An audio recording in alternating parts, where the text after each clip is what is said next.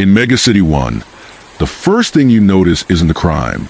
It's the way the city breathes like a furnace. The air tastes metallic, as if the skyline has been grinding itself into dust for centuries and no one has bothered to stop. Sirens don't rise and fall here. They sit at a constant pitch, a permanent warning tone stitched into the wind. Somewhere above the smog, adverts scream promises of happiness like threats, and down at street level people move with a hunched, practice gate of citizens who know the law is not something that protects them. It is something that arrives. It is something that happens to you. RoboCop arrives the same way. Not with ceremony, not with applause, but as cargo. A cross-city law enforcement exchange, the kind of bureaucratic experiment that reads clean on paper and bleeds in practice. He is unloaded at a Justice Department annex built into the lower ribs of Sector House, where corridors are reinforced with blast plating and the walls are scarred by decades of riot rounds. His optics sweep the space, registering armed personnel, elevated stress, civilian density, the probability curves of violence. It is all familiar enough to file under urban warfare. And yet the deeper shock comes when the first man to approach him does not offer a handshake, a briefing, or a welcome. He offers a verdict. Judge Dredd's helmet turns like a gun turret. The visor gives nothing back. The mouth you can see is set in the kind of hard line that suggests the city itself carved it there. You're the asset, he says, as if naming a tool, not a partner, not a person. An asset. RoboCop processes a phrase, tests against his primary directives, and finds no clean place to store it. Protect the innocent, uphold the law, serve the public trust. In Detroit, those lines always conflicted in the same ways: corruption, desperation, human weakness. Here, the conflict is the foundation. In Mega City 1, law is not a system. It is a blade.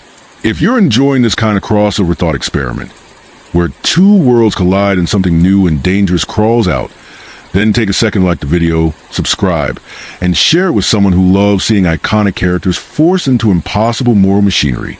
It helps the channel keep building stories like this, and it tells the algorithm you want more of this grim, cinematic, what-if energy.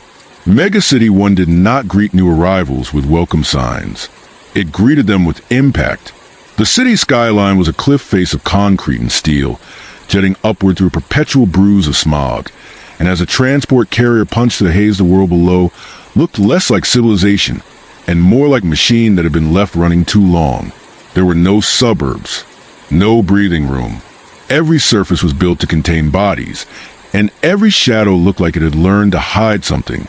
RoboCop's optical sensors adjusted automatically, compensating for the glare of holographic billboards and the strobing flash of distant block sirens, but the numbers pouring into his feed did not resolve into something his programming could label as normal. Population density beyond Detroit's worst projections. Crime probabilities so high they ceased to be probabilities and became expectations.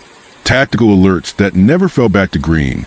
It was an urban battlefield that had forgotten it was supposed to be a city. He was delivered as an idea first and a being second. A sealed crate bolted to the floor of a Justice Department shuttle, stamped with intercity authorization codes and corporate signatures that carried the crisp arrogance of people who believed they could trade solutions like inventory. Cross-jurisdictional law enforcement collaboration, the file called it, the kind of phrase that made violence sound tidy. His internal systems translated it into simpler language: deployment, evaluation, data collection. He had been sent to reduce collateral damage, to demonstrate that enforcement could be precise, humane, and effective. At least, that was what the briefing implied. But as the shuttle descended into lower levels of the Sector House, a massive slab of fortified architecture embedded into the city skeleton, RoboCop could already taste a lie in the air. Not literally, of course, not like Murphy once could, but some part of him still remembered how lies felt. This place smelled like certainty, and certainty, in his experience, was where the worst decisions like to hide. The doors open onto a corridor built for riots. Blast shielding lined the walls. Surveillance lenses watched everything without blinking. The floor was scrubbed clean but scarred with old burn marks that no maintenance crew had ever fully erased. Judges moved through the space like armored verdicts, black, heavy, faceless, their boots striking the ground with the confidence of men and women who did not ask permission from reality. Their shoulder pads bore the eagle insignia that had become less a symbol of justice and more a warning.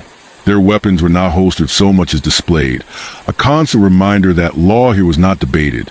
It was delivered. RoboCop stepped down from the shuttle ramp with the measured weight of engineered inevitability. Servo motors hummed. Internal gyros stabilized. His HUD cataloged everything in front of him. Weapons, ammunition, armor class, heart rates. Micro-expressions were visible, but there was little to read. Helmets did not reveal eyes. Visors did not betray doubt. The judges in front of him might as well have been statues carved to look like people. The only indicator of motion was the way some of them leaned slightly away, as if unconsciously rejecting the idea of a machine that wore the shape of a man. He was not one of them. He was something that resembled them too closely. Asset is active, a voice said from somewhere behind the line of helmets. The phrase landed like an insult disguised as procedure. Asset, not officer, not ally. RoboCop processed it, checked his directive set for relevant classifications, and found none that matched. In Detroit, he had been treated as property by executives and as a miracle by desperate citizens. Here, he was treated as a tool being handed other tools. Judge Dredd arrived without spectacle, which in Megacity 1 was its own kind of authority. The line of judges shifted just slightly as he approached, making space not out of politeness but instinct. He stopped a few feet from RoboCop and looked him over the way a mechanic looks at a weapon. His helmet was the same as the others, and yet it felt heavier, as if the city had poured more weight into it. The visible half of his face was carved into a permanent expression of disapproval, like a man who had never forgiven the world for failing to be simpler. "You're the exchange unit," Dredd said. "I am Officer Alex Murphy," RoboCop replied. The name came out as protocol, firm and clear, a statement of identity. Dredd's mouth tightened. "You're RoboCop." RoboCop recorded the correction. The way it was said mattered. Not a name, a designation, a brand. "I enforce the law," RoboCop said, because that was the point of his existence. It was what he had been made to do, even when everything inside him screamed at what that meant. Dredd's helmet tilted a fraction, as if the concept required no effort to understand. "So do we.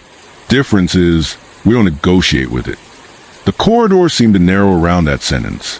RoboCop's threat assessment algorithms ran a quick projection, not of violence, but of conflict. Philosophy could be a battlefield too. Dredd's statement implied a law so absolute it did not contain room for interpretation. RoboCop's directives, written by corporate hands and human compromise, were full of interpretation. Protect the innocent, uphold the law, serve the public trust. Those were not commands, they were tensions. They were questions with no clean answers. A door hissed open, and the air that rolled out of the adjoining briefing room carried the scent of burnt electronics and cheap disinfectant. Inside, a wall-size hollow display showed real-time crime heat maps across the sector. Vast red blooms pulsing like infections. RoboCop systems immediately began sorting and prioritizing, but the volume of active incidents was overwhelming. It was not that Megacity 1 had more crime than Detroit. It was that crime here was weather. Constant, expected. Something you plan your life around like smog. A senior judge, rank markings visible on the shoulder, voice amplified through a vox, began a procedural introduction. RoboCop listened, but the words were secondary to what his sensors kept catching in the margins. The judges did not speak about suspects the way police in Detroit did. They spoke about perps. They did not speak about arrest. They spoke about sentence. The language was already verdict-shaped before any evidence was presented. It was a system that did not merely enforce consequences. It assumed guilt as a default condition of being alive. The first live deployment happened fast, as if the city had been waiting for RoboCop to step onto its streets so it could test him. An armed robbery in progress at a food ration depot, reported as escalating the hostage situation. Dredd moved without hesitation, already walking toward the garage bay where Lawmaster bikes waited like predators in chains. RoboCop followed, the rhythm of his steps echoing behind Dredd's like an unwanted second heartbeat. Outside, Megacity 1 hit him in the chest. The scale of it was obscene. Towers vanished into smog. Traffic moved in layered streams, some of it airborne, some of it crawling through canyons of concrete. The streets were choked with people, but the people were not alive in the way his memory fragments insisted humans could be. They were compressed. They were tired. Their eyes were trained on the ground or on the sky, never on each other. Above them, Judge Patrol craft hovered like hovering threats. Hollow ads screamed about products, entertainment, escape. The city sold distraction the way a doctor sells morphine, and the citizens consumed it because the alternative was to think about where they were. Dredd mounted his lawmaster with the ease of ritual. RoboCop climbed onto a transport platform attached to the side, magnetic clamps locking him into place. It was humiliating in a way his code did not know how to express. He did not need a ride like cargo, but the system had decided what he was, and it had already begun treating him accordingly. They tore through traffic with sirens that did not ask permission to exist. Vehicles swerved or forced aside by the sheer authority of the sound. RoboCop's optics tracked faces they passed. Fear, resignation, anger. No relief, no gratitude. In Detroit, even when people hated him, they still believed police were meant to save them. Here, no one believed that. Here, the judges were not saviors. They were storms. The ration depot was a reinforced structure at the base of a half block, surrounded by a crowd that kept its distance as if proximity itself was a crime. Two men stood at the entrance with makeshift weapons and nervous eyes. They were not professionals. They were hungry. RoboCop saw that immediately. Malnutrition indicators, tremor patterns, the way their grip tightened like panic. Behind them, a woman held a child close, her face pale, lips split from cold and stress. Dredd did not slow. He walked straight toward the entrance, lawgiver raised. "Drop the weapons," he ordered, voice flat through the amplifier. Not negotiation, not request. Command. One of the men, a thin figure with hollow cheeks, shouted something about rations, about his block starving, about a system that fed the rich sectors first. The words came out ragged, almost desperate enough to be honest. RoboCop's human memory fragment stirred at the sound of it, recognizing the shape of injustice. His internal logic attempted to map the scenario into legal categories: theft, armed robbery, hostage-taking. His threat assessment said the men were dangerous. His empathy, whatever that was, whatever remained, said they were also victims. Dredd's lawgiver did not waver. Sentence will be carried out. Drop it. The man lifted his weapon higher, not out of aggression but fear, and the moment stretched into a thin wire ready to snap. RoboCop moved. It was not dramatic. It was not heroic. It was just precision.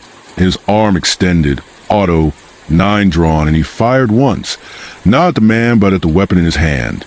The shot struck metal, shattered it, and the man screamed as the fragments cut his palm.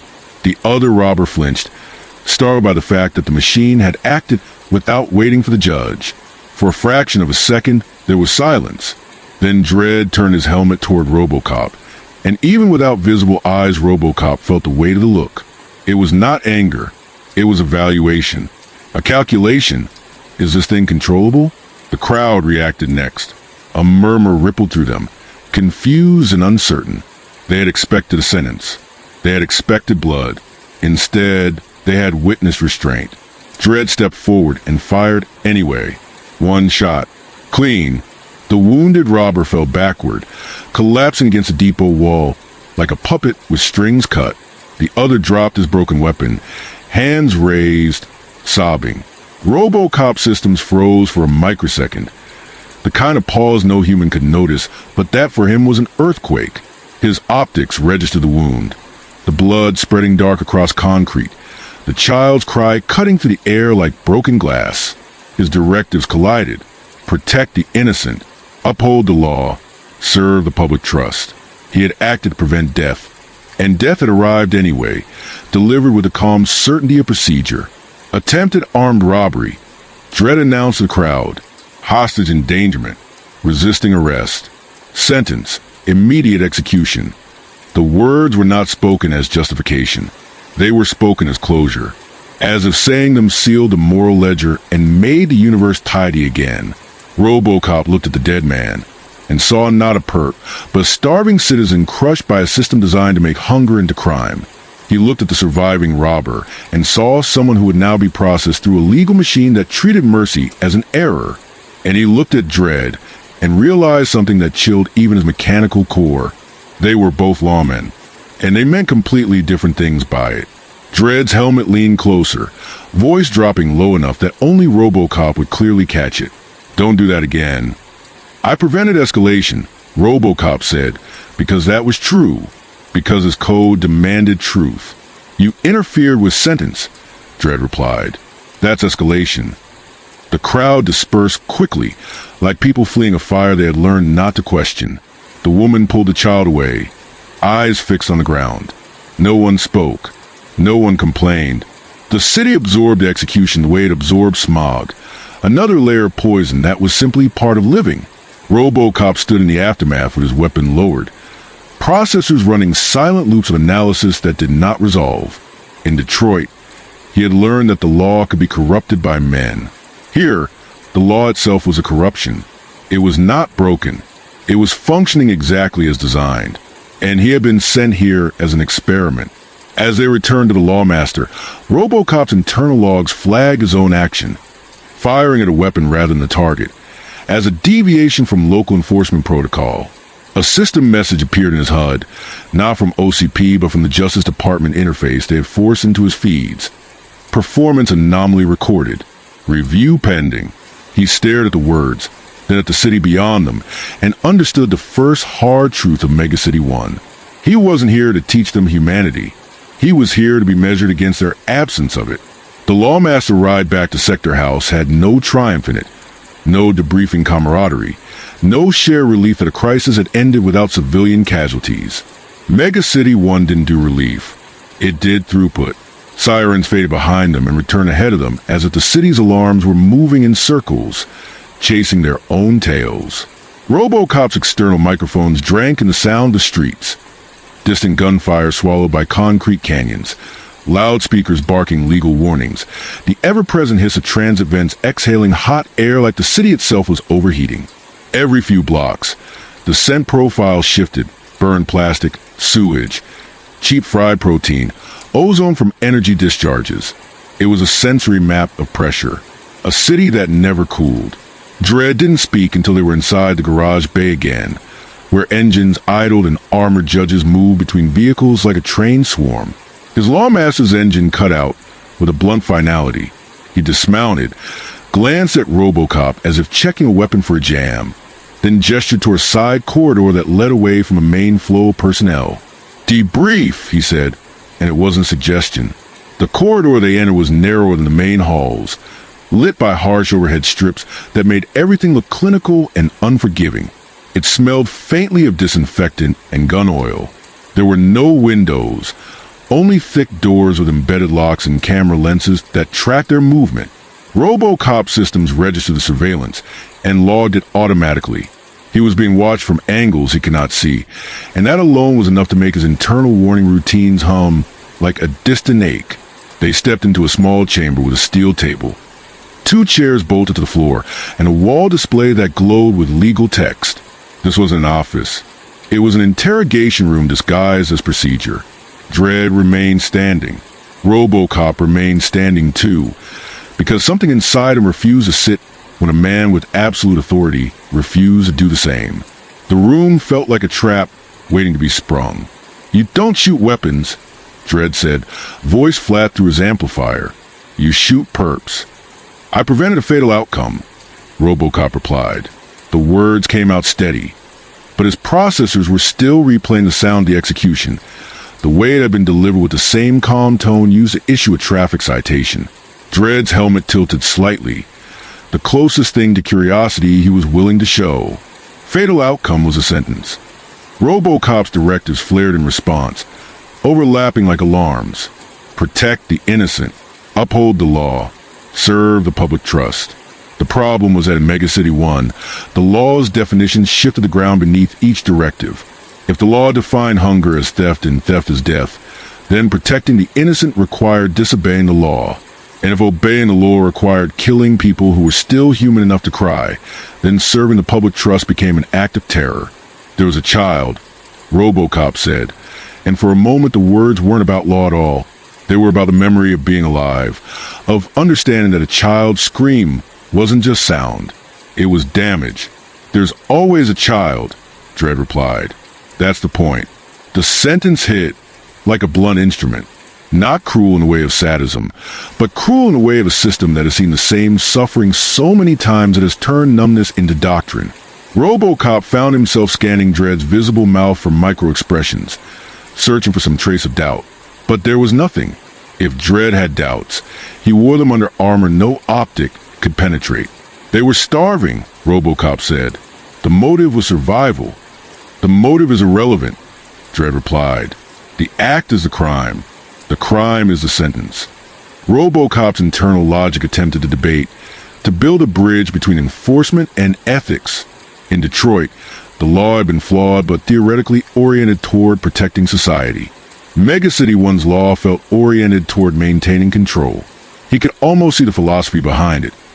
If the city is too large, too violent, too desperate, then you cannot afford nuance. You cannot afford trials that take months. You cannot afford mercy that encourages imitation. The city must be kept in line the way a dam holds back a flood. Not by understanding water, but by resisting it. But resisting it meant crushing the people living behind the pressure. A chime sounded in RoboCop's HUD, and a new interface panel slid into view. Justice Department oversight protocols. Spliced into his systems without consent. It displayed an incident log, his recorded actions tagged with red markers. The shot that disabled the robber's weapon was flagged as deviation, non-lethal intervention. The log wasn't merely noting what happened. It was judging him. Dredd watched the flicker of data across RoboCop's visor. You see it, he said. Your programming doesn't match the city. My directives prioritize preservation of life, RoboCop answered. Then your directives are a liability, Dredd said, and there was no malice in it, just certainty. This city doesn't get preserved by hesitation. The room's wall display pulsed softly, scrolling through legal statutes. RoboCop processed them faster than any human could read, and the more he absorbed, the colder the realization became. In Megacity 1, crimes were not categorized by moral severity, but by threat to stability. Theft wasn't merely theft. It was fracture. Assault wasn't merely assault. It was a spark near fuel. And so the law met each act with overwhelming force, not because force was justice, but because force was efficiency. Dredd leaned forward slightly, voice lowering. You're here because they think you're an answer. A cleaner gun. A machine that can hit targets without collateral. But you're not built for this. RoboCop recorded the sentence and ran it through interpretation. Not built for this. It sounded like an insult, but it landed like a warning. What is my function here? RoboCop asked. Dredd's mouth curled almost imperceptibly, as if at the idea that RoboCop would expect honesty. To see if the city breaks you, he said, or if you break first. There was a moment where RoboCop's system should have produced a response, but instead his mind, not just a program, went quiet. In Detroit, he had been created by people who wanted profit and control, but his existence had still been framed as protection. Here, his existence was framed as a test. He was a variable, a piece of data, and Dredd wasn't even pretending otherwise. A klaxon sounded in the distance, and this one had a sharper edge than the ambient sirens outside. A dispatch alert. The wall display shifted, showing a live feed of a half-block sector. Hundreds of floors stacked like coffin drawers, lit by the sick glow of failing neon. A riot was forming. The feed caught glimpses of movement. Crowds surging, fires blooming.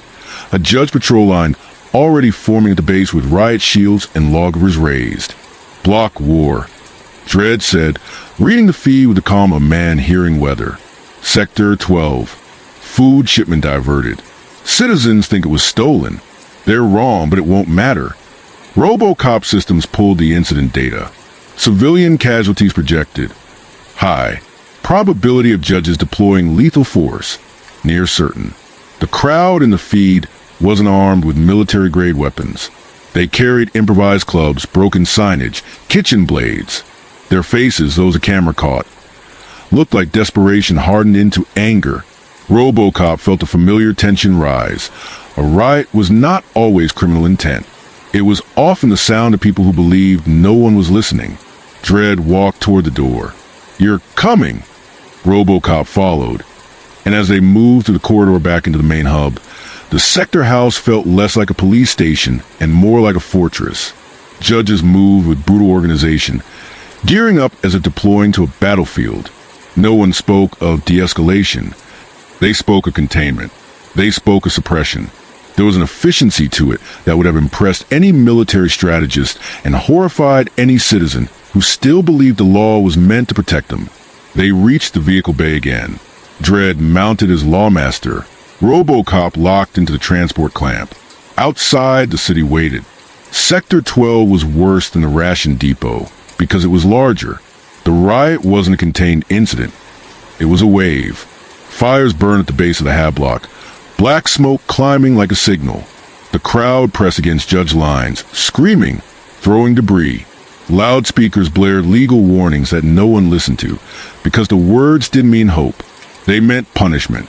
RoboCop's optics scanned faces, trying to isolate threats. He saw teenagers with sharpened scrap metal.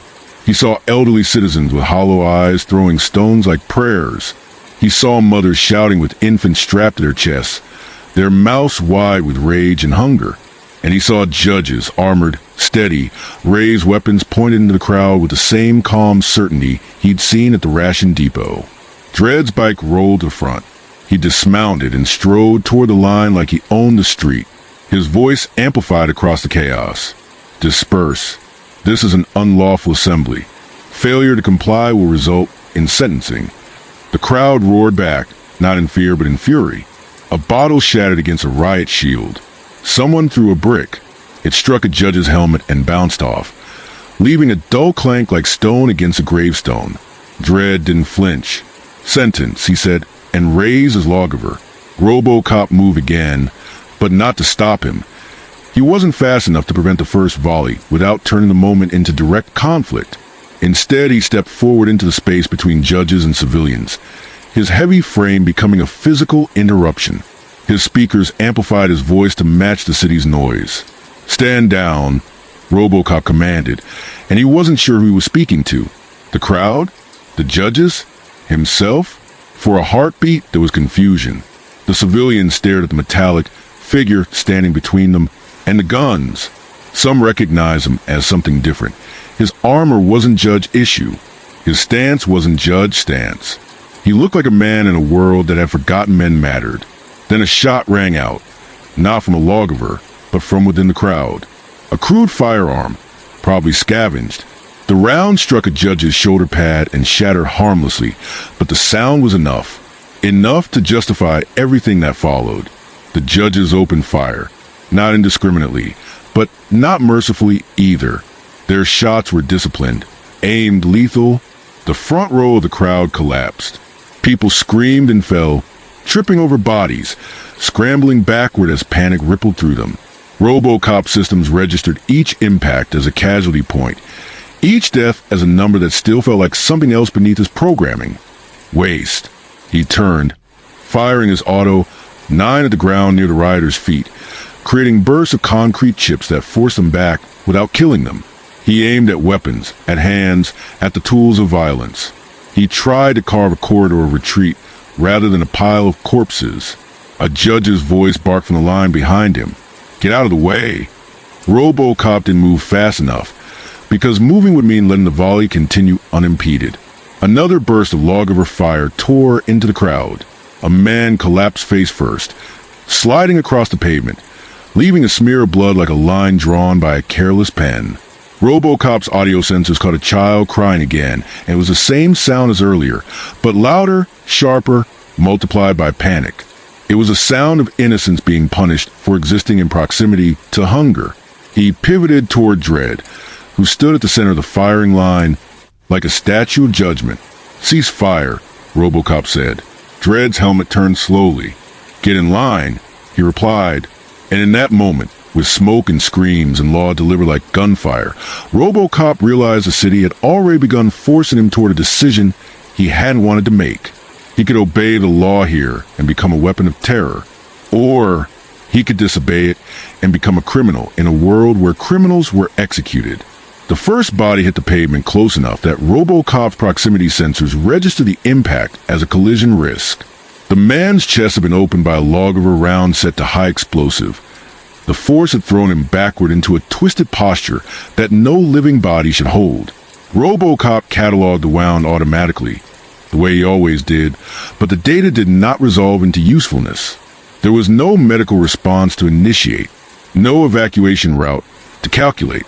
The man was already gone, reduced from citizen to statistic in less than a second. Around him, panic spread with mechanical efficiency, a chain reaction of fear igniting through the crowd faster than any riot algorithm could model. RoboCop stepped fully into the line of fire. It was not a heroic gesture in the way Hollywood's like to frame such things. It was a decision born of conflict saturation. His directives had reached a point where obeying one meant annihilating the others. Protect the innocent could not coexist with a law that defined innocence as irrelevant. Upholding the law could not coexist with a system that treated desperation as treason. Something had to give, and for the first time since his creation, RoboCop understood that it might have to be obedience itself. He raised his left arm, palm outward, not in threat, but in interruption. His armored body became a barrier, his presence forcing the judges behind him to adjust their firing lines. A few rounds struck his plating, detonating in controlled bursts that rocked his frame but failed to penetrate. Damage reports scrolled across his HUD, all within tolerances. The pain registers lit up anyway, because pain was not only about damage, it was about meaning. "Cease fire," RoboCop repeated, his voice amplified and stripped of emotion, because if he allowed emotion into it now, it would fracture. Civilians are retreating. Lethal force is no longer required. Dredd took 2 steps forward, boots crunching on debris and broken glass. Smoke curled around him, backlit by fires that painted his armor in orange and black.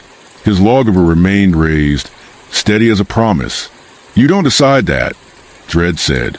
A judge to RoboCop's left hesitated, just for a fraction of a second. It was enough.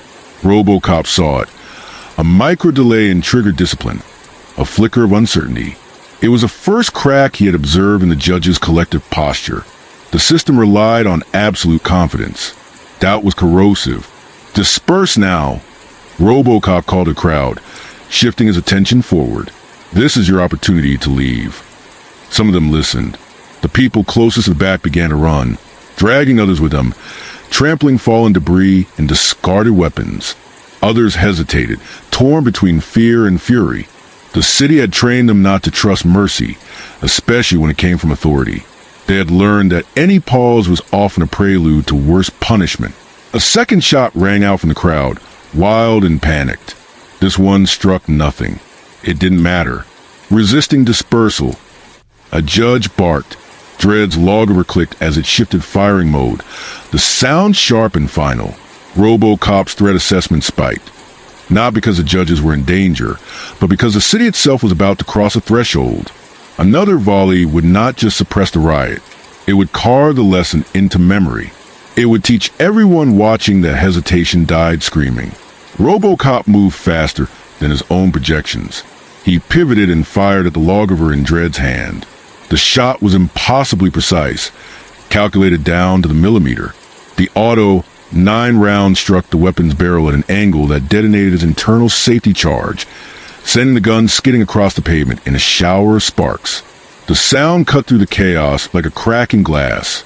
Silence followed, not because the city had gone quiet, but because everyone had frozen. Judges, civilians, even the fires seemed to pause in their burning. Dredd stared at his smoking weapon on the ground. RoboCop lowered his arms slowly, every actuator movement deliberate, controlled. His internal system screamed warnings at him.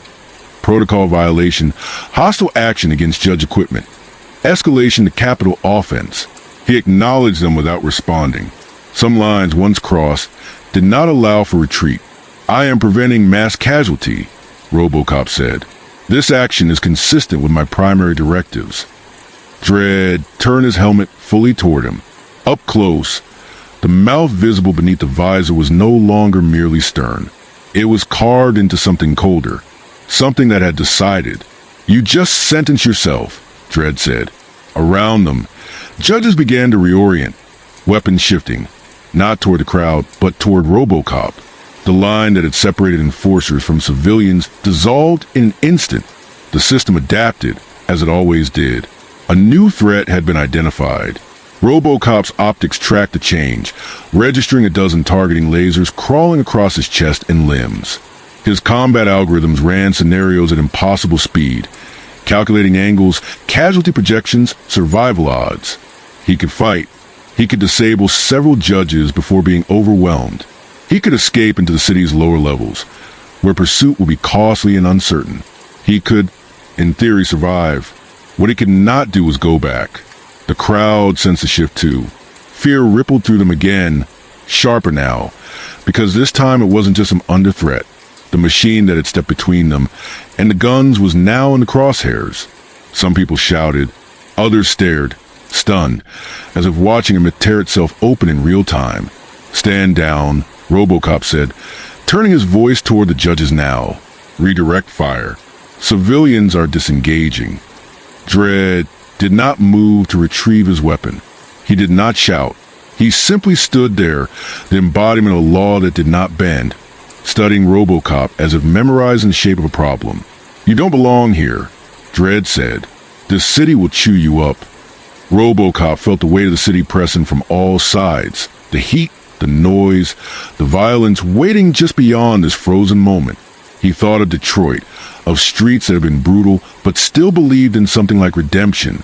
He thought of the child's scream, echoing again in his audio memory, not as a sound file, but as a demand. "Then the city is wrong," RoboCop said. For a heartbeat, no one moved. Then Dredd's Vox crackled as a command channel opened, his voice cutting through every frequency the judges shared. "RoboCop is in violation of Justice Department protocol," he announced. "He is to be detained. Lethal force authorized if resistance continues." The words hit RoboCop's systems like a verdict. He turned toward the fleeing civilians, watching them disappear into alleys and transit tunnels, their retreat finally unimpeded. The riot was breaking, not because the law had crushed it, but because something had interrupted its brutality long enough for fear to choose survival. RoboCop took a single step backward, then another, creating distance between himself and the judge line. His sensors mapped escape routes in real time. Maintenance corridors, collapsed transit shafts, forgotten access ways beneath the hab blocks. The city was vast. It was cruel, and it had never been built with mercy in mind. Dredd watched him go, not chasing, not firing yet, just watching, as if committing this moment to stone. RoboCop understood then that he had crossed from asset to liability, from experiment to threat. The law of Megacity 1 had turned its face toward him, and it would not forget. And somewhere deep in the city's endless concrete arteries, he would have to decide whether justice could survive without law at all. RoboCop did not run. That, more than the shot that disabled Dredd's lawgiver, was what unsettled the judges most. He did not flee in panic or desperation. He withdrew with intention. Each step measured, his body language communicating not fear, but resolve. It was the posture of something that had made a decision and was now simply executing it. His internal mapping routines overlaid the street in wireframe precision, highlighting access points invisible to casual observation, a maintenance hatch concealed behind a burnout ad kiosk, a service tunnel entrance half collapsed and forgotten, a storm drain wide enough for armored passage. Megacity 1 was a monument to excess, and excess always created blind spots. The first judge fired. The lawgiver round struck RoboCop's shoulder plating and detonated, rocking him sideways. Warning glyphs flared across his HUD as damage assessments poured in. Armor integrity reduced, but functional. Actuator response delayed by 0.03 seconds. Pain register spiked again, sharp enough to demand attention. He absorbed it and kept moving, because stopping now would mean becoming a public example. More shots followed. Disciplined, controlled, not the wild firing of fear, but the practiced violence professionals carry out a new sentence. RoboCop pivoted, firing in response, not at bodies, but at terrain. His round shattered pavement, collapsed scaffolding, burst steam lines. The street filled with white vapor, hissing and boiling, turning sight lines into chaos. Judges adjusted instantly, switching to thermal targeting. But RoboCop had already anticipated it. He dropped, rolled, and disappeared to the maintenance hatch as a second volley scorched the air where he had been standing. The city swallowed him. The tunnel beyond the hatch was narrow and low-ceilinged, its walls slick with condensation and layered grime. Pipes ran along the ceiling like exposed veins, some vibrating with pressurized fluid, others long dead. The smell was overwhelming, rust, mold, chemical runoff, but RoboCop's filtration systems compensated, isolating the environment into manageable data. His footfalls echoed dully, swallowed by layers of concrete overhead. Above him, Megacity 1 continued its cycle of violence uninterrupted, already forgetting the shape of the moment he had interrupted. He moved deeper, guided by maps stitched together from fragmented city schematics and real-time sensor feedback. The Justice Department's oversight interface continued screaming alerts into his HUD, detainment orders, escalation flags. Lethal authorization reaffirmed at higher levels. He did not shut them out. He let them run because they were evidence now, proof that the system did not tolerate deviation, even when deviation reduced casualties. A junction opened ahead, splitting into 3 corridors. RoboCop paused for less than a second, selecting the path with the least sensor traffic and the highest structural degradation. Judges avoided unstable spaces. The city itself had learned to collapse in ways that punished pursuit. As he moved, fragments of Murphy's memories surfaced unbidden, not as coherent scenes, but as emotional impressions. The weight of a badge in a human hand, the sound of a precinct locker slamming shut, the look on a partner's face when a line was crossed and there was no going back. These memories were not nostalgia. They were context. They reminded him that being a cop had never been about obedience alone. It had been about choosing which lines mattered. The tunnels widened into a service chamber filled with obsolete machinery. Water pumps the size of small vehicles, their housings cracked and corroded.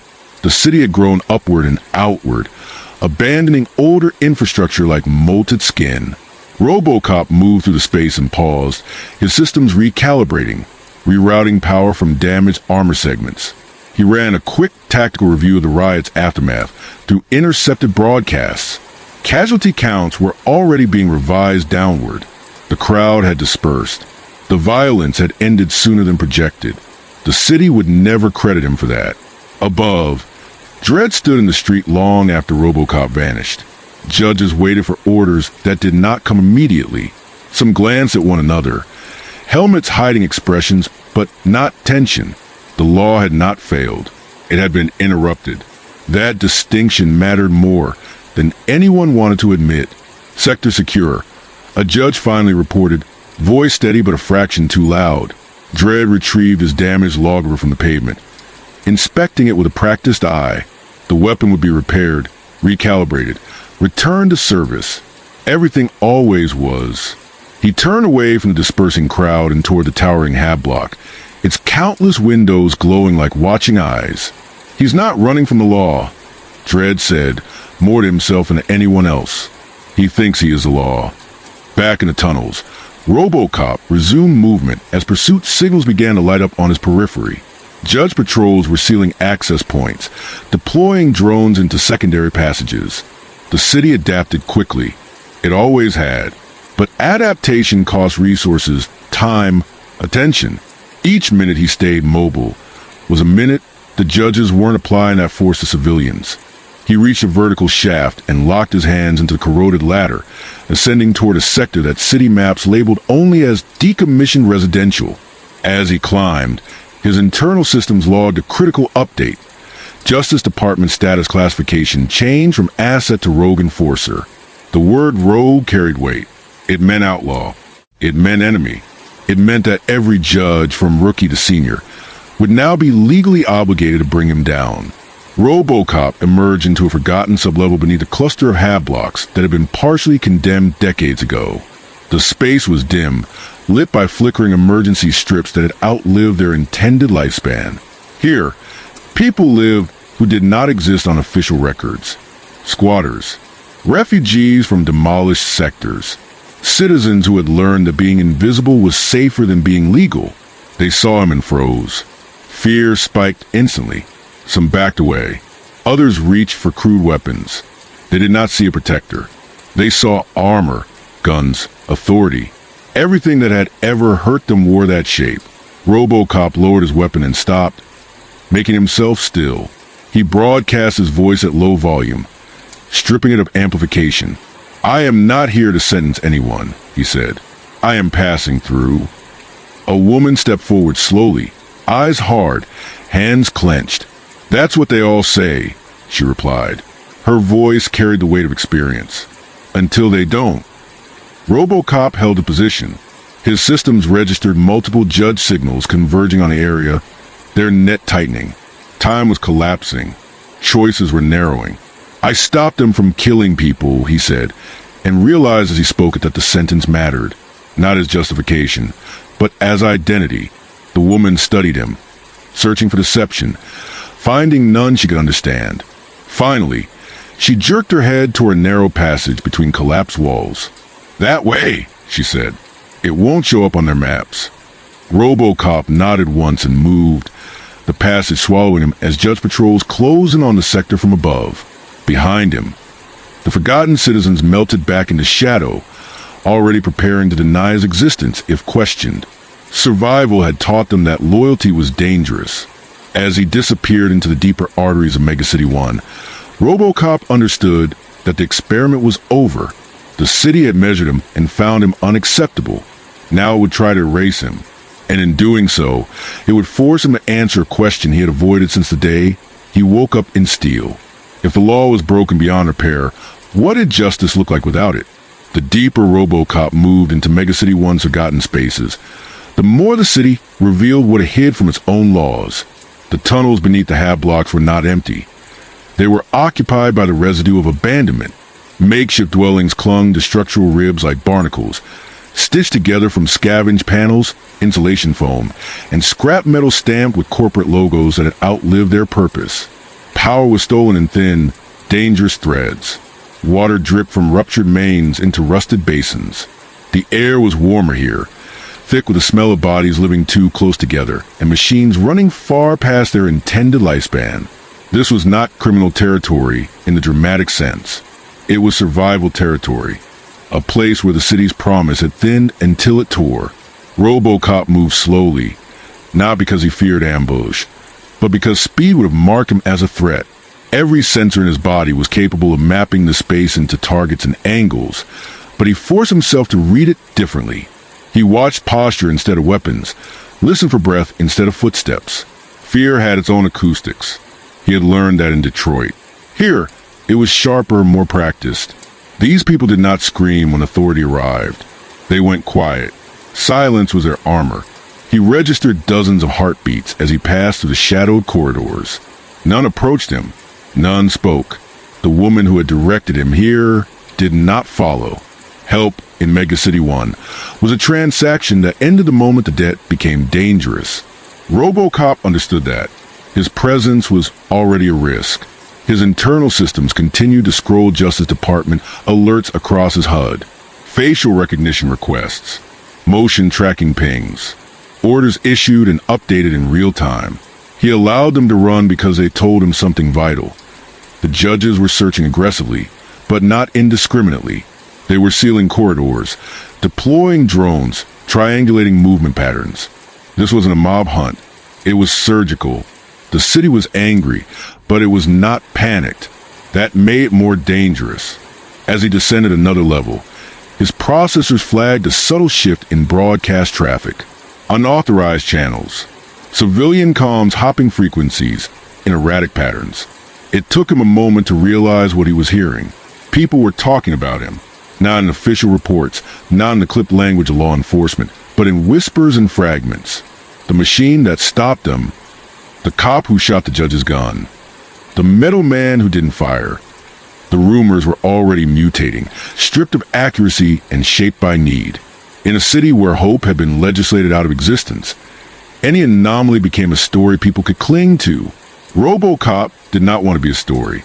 Stories attracted attention. Attention attracted sentences. He reached a wider chamber where a group of people had gathered around a jury-rig heat source, their faces lit by the dull orange glow of exposed coils. They froze when they saw him, fear rippling outward like a physical force. A man stepped in front of the others, his stance protective despite the crude weapon in his hand. It was a pipe welded to a shock unit, unstable and dangerous to its wielder. RoboCop cataloged automatically, then pushed the analysis aside. "I am not a judge," RoboCop said. The man barked a short, humorless laugh. "Looks close enough." RoboCop considered the statement. In armor, in presence, in authority, he did resemble everything that had terrorized these people. The difference lived inside him, and inside was the one place no one here could see. "I am being pursued," RoboCop said. "I will not involve you." "Too late," the man replied. "If they're chasing you, they'll come here. They always do." That was the city's second truth. The law did not distinguish between harboring a criminal and being near one. Proximity was guilt. RoboCop's sensors caught the distant hum of drones above, faint but approaching. Time compressed again, choices narrowing to seconds. He could move on and draw pursuit through other sectors. He could stand and fight, turning this place into a battlefield. Or he could do something his programming had never been designed to optimize. He knelt. The sound of metal hitting concrete echoed through the chamber, shocking in its vulnerability. RoboCop lowered himself deliberately, weapons holstered, hands visible. It was a gesture no algorithm had suggested. It came from something older, something buried beneath layers of code and armor. "I will draw them away," he said. "But I need time." The people stared at him, stunned. Authority did not kneel in Megacity 1. Authority crushed.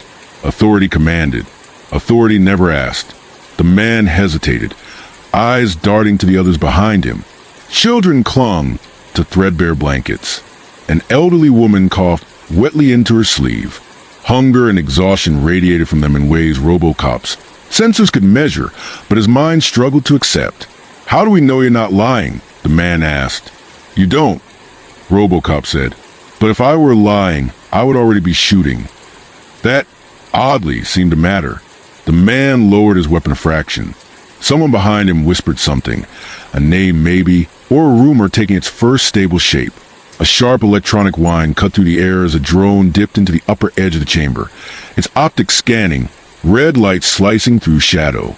The people recoiled instinctively. Panic fluttered, threatening to break into flight. RoboCop stood. "I will move first," he said. "When they follow me, seal the passage." He did not wait for agreement. He stepped forward into the open corridor, his armored footfalls intentionally loud. The drone's optics locked onto him instantly. Target acquired. The Justice Department feed updated, flashing his location across his HUD with cold efficiency. He raised his auto, 9 and fired once, disabling the drone in a burst of sparks. It fell, clattering against concrete, smoke curling from its ruined chassis. The noise echoed like a flare. Above, alarm spiked. RoboCop turned and ran, accelerating into the tunnel network with the full weight of the city's attention snapping onto his back. Judge comms lit up in pursuit patterns. Orders cascaded. Containment grids shifted. Behind him, in the brief silence before pursuit flooded the space, people moved. Barricades were dragged. Panels slammed into place. Lights were cut. The forgotten citizens vanished deeper into the cracks of the city, carrying with them the story of a machine that had knelt. As RoboCop pushed deeper into the labyrinth, he logged the encounter, not as a tactical success, but as something else entirely. His systems flagged it as anomalous behavior, a deviation that could not be justified by efficiency or probability curves. Mercy, it seemed, was still being treated as a malfunction, and yet, for the first time since his arrival, RoboCop felt something close to alignment, not with the law, not with the city, but with the reason he had once chosen to be a cop in the first place. The judges were closing in. The pursuit tightened with the precision of a closing fist. RoboCop could feel it not as fear but as pressure, a narrowing of available futures calculated in milliseconds. Judge Patrol routes shifted ahead of him, cutting off corridors he had mapped as viable seconds earlier. Drones flooded the upper levels, their sensors chewing through darkness with artificial patience. The city was learning his patterns, adapting to his refusal to behave like prey. That, more than his firepower, made him dangerous. He burst through a maintenance bulkhead and into a long transit corridor abandoned mid-construction decades ago. The walls here were unfinished concrete, scarred with tool marks and graffiti layered, so thick it became a kind of mural of despair. Words like food first and we are still here fought for space with crude cartoons mocking judges and corporate logos. The corridor sloped downward, carrying him deeper, toward areas where the city's official maps thinned into guesswork. His HUD flashed a warning as a Judge Patrol intersected from the left, their armored forms emerging through a breach in the wall. RoboCop pivoted, firing 2 precise shots that shattered the ceiling supports above them. Concrete thundered down in a choking cloud, forcing the judges to retreat or be buried. He didn't wait to see which they chose. He kept moving, because the point wasn't to win. It was to delay. As he ran, his internal diagnostics reported cumulative damage, mounting toward critical thresholds. Armor stress fractures propagated along his right arm. Actuator efficiency dropped another fraction. None of it was fatal yet, but he knew how these equations ended. Even machines could be worn down by attrition, especially machines. The Justice Department channel crackled into his audio feed, overriding civilian frequencies. Dredd's voice cut through the static, unmistakable even without the visual. "You're not helping anyone," he said. "You're making it worse." RoboCop did not respond immediately. He was busy rerouting power, recalibrating balance, staying upright. When he spoke, his voice was steady, but there was something else in it now, an undercurrent of conviction that had not existed before. "Casualty projections have decreased since my intervention." "Short-term noise," Dredd replied. "Long-term chaos. You undermine deterrence." "Deterrence through fear is unstable," RoboCop said. "It requires constant escalation." There was a pause on the channel, brief but real. RoboCop logged it as significant. "You think the city survives on ideals?" Dredd asked. "It survives because people are afraid to cross the line." RoboCop thought of the chamber beneath the hab blocks, of children huddled around a stolen heat source, of a woman coughing into her sleeve. "They're already afraid," he said. "Fear is no longer deterrence. It is background." Static crackled, and when Dredd spoke again, his voice was harder. "Then you don't understand Megacity 1. RoboCop turned sharply into a vertical access shaft and launched himself downward, his mass slamming into the chute walls as he descended. Gravity pulled him fast, faster than pursuit units could safely follow. He hit the bottom hard, denting the floor, and rose immediately, already moving. The city groaned around him, ancient infrastructure protesting the stress. The shaft opened into a forgotten transit station, its platform submerged under shallow water from a ruptured main. Flickering lights reflected off the surface like broken stars. A derelict train sat half-submerged on rusted rails, its doors frozen open, its interior stripped bare. RoboCop waded through the water, each step sending ripples across reflections of a city that had abandoned this place and never looked back. Here, the civilian comms were louder, not panic but alert. People were watching his movement through hacked feeds and relayed whispers. He caught fragments of it, names and guesses layered with disbelief. He's still moving. They can't stop him. He didn't shoot them. The story was growing, shedding facts and acquiring meaning. RoboCop did not want that meaning, but he understood its power. In Megacity 1, myth traveled faster than law, because myth did not require permission. A sudden impact slammed into his back, detonating in a wash of force that threw him forward. A judge had fired from an elevated position, catching him with a concussive round. RoboCop crashed into the side of the derelict train, metal screaming against metal. Warning glyphs flooded his vision as his right leg actuator seized for half a second before resetting. He rose anyway, turning toward the attacker. The judge stood silhouetted against the station lights, weapon raised, posture immaculate. There was no hatred in it, Only duty. RoboCop raised his auto, 9 and fired, not at the judge, but at the support beam beside him. The structure failed with thunderous crack, collapsing the platform edge and forcing the judge to leap back to avoid falling into the flooded tracks. The exchange lasted seconds, but in those seconds RoboCop felt the difference between fighting criminals and fighting the law itself. Criminals reacted emotionally. The law adapted. He limped now, just slightly, damage accumulating faster than his systems could compensate. His escape routes narrowed again, redrawing themselves with every step. He calculated that he could continue evading for perhaps another hour before being cornered or disabled. Maybe less. That was when the idea surfaced, not as a command, but as a question. What if running was no longer enough? RoboCop slowed as he reached the far end of the station, where an old service stairwell climbed toward an upper sector that still had active power. The noise of pursuit echoed behind him. He could keep drawing them away, keep being the moving problem the city had to solve. But each step he took pulled judges into deeper civilian spaces, increased the chance that someone else would pay for his existence. He stopped. The decision settled through his systems like a recalibration, not surrender, not confrontation. Something else, a shift in role. RoboCop turned and began climbing the stairs, deliberately broadcasting his position across unsecured channels. He wanted them to follow. He wanted them to see where he was going. Above, the stairwell opened into a semi-functional sector, a place where legal citizens still live, where judge patrols were common, where cameras still worked. If the city was going to hunt him, it would do so in the light. As he emerged on the street level, battered and scorched, civilians froze at the sight of him. Some recognized him instantly. Others saw only armor and guns and danger. Judge sirens rose in the distance, converging fast. RoboCop stood in the open, damaged but upright, and understood that he had crossed another line. He was no longer just refusing to be a weapon. He was becoming a test, not of the city's strength, but of its conscience, if it still had one. The street he chose was not one of the glamorous arteries where hollow ads climbed the towers like neon ivy.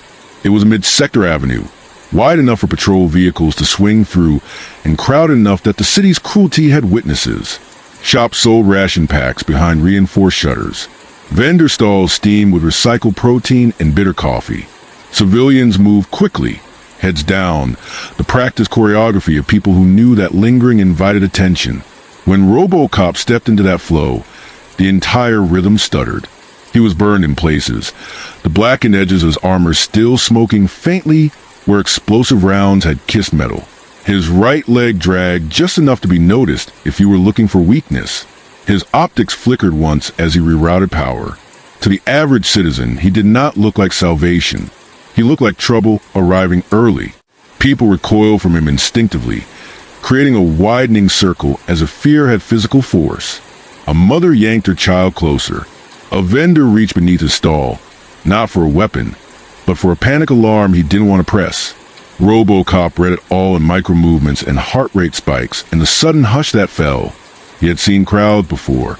Detroit crowds were angry, desperate, sometimes violent, but they still carried a fragile expectation that the police might help. Megacity 1 crowds carried no such illusion. Here, an enforcer meant only 2 outcomes, sentence or collateral. RoboCop raised his hand slowly, palms open, a gesture so simple it felt almost obscene in this city. "Remain calm," he said, voice low, not amplified into command. "I am not here to target civilians." The words did not soothe. They confused. Confusion was dangerous here.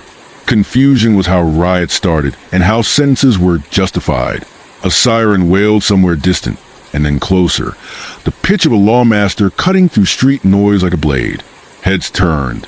Bodies shifted. Panic moved through the crowd in a wave because everyone understood what the sound meant. Judges were coming. And if judges were coming, it meant someone had already been condemned. RoboCop stood his ground. He could have vanished again, slid back into service tunnels, forced a hunt back into shadows. But shadows were where the city was strongest. In darkness, the judges did not need witnesses. They did not need to justify. In the light, their law had to be performed, and performance created cracks. Performance created doubt. He watched the civilians around him, not as obstacles, but as stakes.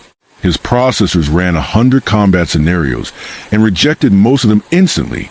The first volley would kill someone, a ricochet, an explosion, a panic stampede triggered by the wrong sound. The city's violence was always hungry for innocent bodies. A lawmaster roared into view at the far end of the avenue. Then another, black armor, eagle insignia, lawgivers raised. The crowd scattered, spilling into alleys and doorways, leaving RoboCop exposed in the center of the street like a solitary statue. Dredd arrived last. He stepped off as lawmaster with the same calm presence RoboCop had first seen at the ration depot. The crowd had retreated far enough that he and RoboCop stood in a corridor of cleared pavement, a stage carved by fear. Cameras above tracked automatically, their lenses tilting, zooming, hungry for spectacle. RoboCop registered them and understood what that meant too. This was not merely an arrest. This was going to be a message. Dredd did not shout. He did not posture. He simply raised a repaired lawgiver and aimed it at RoboCop's center mass. "You're done," he said. RoboCop's own weapon remained holstered. "I am not resisting detainment," he replied, because it was true in the narrowest tactical sense. "But I will not allow civilian casualties." Dredd's mouth tightened. "You're in no position to allow or disallow anything." RoboCop's optics flicked toward the civilians pressed into doorways. He saw faces half hidden behind metal shutters, eyes reflecting fear and a strange, tentative curiosity. He saw a child peering from behind a mother's coat, staring at him with that raw, untrained intensity that made any lie impossible. "I have observed enforcement patterns," RoboCop said. "This city uses fear as a primary stabilizing mechanism." "And it works," Dredd replied. "It works until it doesn't," RoboCop said. "Until the only thing left to escalate is violence against the innocent." Dredd took one slow step closer, lawgiver unwavering. The judges behind him shifted position, fanning out, forming angles. They were disciplined enough not to crowd him, but their net was tightening. RoboCop counted 12 weapons on him, then 14, then more as aerial units aligned overhead. "You want to talk ethics?" Dredd asked. "You want to lecture a city that's one bad week away from collapse?" "I watched sectors burn because someone decided to be kind. Kindness here isn't mercy. It's fuel." RoboCop heard the certainty, but he also heard something else beneath it. Fatigue. Not weakness. Just the way a man who had spent his life holding a dam with his hands and could not imagine letting go without drowning. "I am not arguing for kindness," RoboCop said. "I am arguing for justice." Dredd's laugh was a single harsh breath. "Justice is a law." RoboCop systems flash warning prompt again, urging compliance, urging surrender, urging submission to the city's definition of order. He ignored them. There were moments where obedience was just a softer word for complicity. He took a step forward, slow enough that no one could mistake it for attack. "Then the law is broken," he said. The street went quieter than it had any right to. Even the vendors seemed to stop breathing. Overhead, a patrol craft hovered, its spotlight sliding across RoboCop's damaged armor, like a blade searching for a weak seam. Dredd's trigger finger tightened. RoboCop saw it, logged it, and held his hands open anyway. "You don't get to decide that," Dredd said, and his voice was iron. "The law decides." RoboCop looked past Dredd at the watching civilians, at the cameras, at the city itself. He understood then what the experiment had become. The Justice Department wasn't just trying to stop him. It was trying to prove a point to everyone watching. That any deviation would be crushed, no matter how noble the excuse. He held his ground and forced the city to make its choice in public. The lawgiver's hum shifted almost imperceptibly as Dredd adjusted his grip. The weapon's internal systems responding to muscle memory honed over decades. RoboCop registered the sound as a pre-fire cue, a fraction of a second before discharge. He did not move. The stillness was deliberate, almost defiant in its restraint. If this ended in violence, it would not begin with him. Around them, the city watched. Cameras leaned closer on articulated arms. Civilian data slates pinged with live feeds. Word spread faster than the judges could suppress it. skipping across pirate channels and whispered relays. The machine was standing down. The machine wasn't firing. In Mega City 1, that alone was an act of provocation. Last warning, Dredd said. His voice did not rise. It did not need to. Kneel. Power down. Submit to sentence. RoboCop processed command and found it incompatible with every priority that still mattered. Powering down would not preserve life. Submission would not end violence. It would simply allow the system to reassert itself with spectacle, to dismantle him piece by piece as proof that mercy failed. I cannot comply, RoboCop said. The sentence felt heavier than any bullet. It was the first time he had ever said it, without qualification. For a heartbeat, nothing happened. The judges behind Dredd did not fire. They waited. Even they seemed to understand that this moment carried weight beyond procedure. This was not an arrest. It was a referendum. Dredd exhaled slowly through his nose. You were built to follow orders, he said. You don't get a conscience. RoboCop's optics flickered as fragments of Murphy's memories surfaced again, sharper now. A precinct hallway. A suspect in cuffs. A choice made when no one was watching. Conscience, he replied, is not granted. It emerges. The first shot did not come from Dredd. A junior judge, positioned to the left, fired without waiting for final command. The round struck RoboCop in the chest and detonated, throwing sparks and fragments of scorched plating into the air. The impact staggered him back half a step. Warning alarm screamed. Structural integrity dropped into the red. Pain registers spiked high enough to blur peripheral processing. The crowd gasped as one. RoboCop absorbed the damage and stayed upright. He looked at the judge who had fired, saw tension in the posture, a crack in discipline. Fear. The law here demanded certainty, and certainty was slipping. Dredd's head snapped toward the shooter for a fraction of a second, then back to RoboCop. Hold fire, he ordered, sharp enough to cut through chaos. The other judges obeyed instantly, weapons still raised but silent. RoboCop straightened, scorched armor steaming faintly. He did not retaliate. He did not even raise his weapon. Instead, he took another step forward. You see, he said, his voice carrying farther now, picked up by open channels and civilian recorders. You are afraid of what happens if you hesitate, but you are more afraid of what happens if you don't. Dredd stared at him, and for the first time since their meeting, something unspoken passed between them. Not agreement, not sympathy, recognition. Two enforcers standing at opposite ends of the same question. You think you're changing something, Dredd said quietly. All you're doing is showing them that the law can be challenged. RoboCop turned his head slightly, indicating the watching civilians. They already knew that, he said. They just never thought it would be allowed to survive. Above them, a patrol craft adjusted position, its spotlight centering RoboCop in harsh white light. Somewhere in the Justice Department hierarchy, decisions were being made at speed. Risk assessments, optics projections, authority chains clashing. This had escalated beyond Dredd's street-level command. The city was calculating whether killing RoboCop here would strengthen the law or fracture it. RoboCop felt his systems degrading. Power reserves were dropping. His right arm responded with a fractional delay. He knew he could not stand here forever, but endurance was not the point. Visibility was. He activated an external broadcast, opening his internal logs to unsecured channels. Data poured out. Casualty projections, enforcement statistics, comparative models showing how often lethal force was applied to non-lethal threats. Raw numbers, stripped of rhetoric. Truth presented without ornament. Gasps rippled through the crowd as data slate screens lit up with information no citizen was supposed to see. Shut it down. A judge barked. Dredd did not echo the command. He was reading too. You build a system that assumes guilt, RoboCop said, his voice steady even as internal alarms climbed. And then you wonder why it only produces criminals. The broadcast cut abruptly as Justice Department countermeasures kicked in, slamming digital doors shut. The data vanished from public channels, but the damage was done.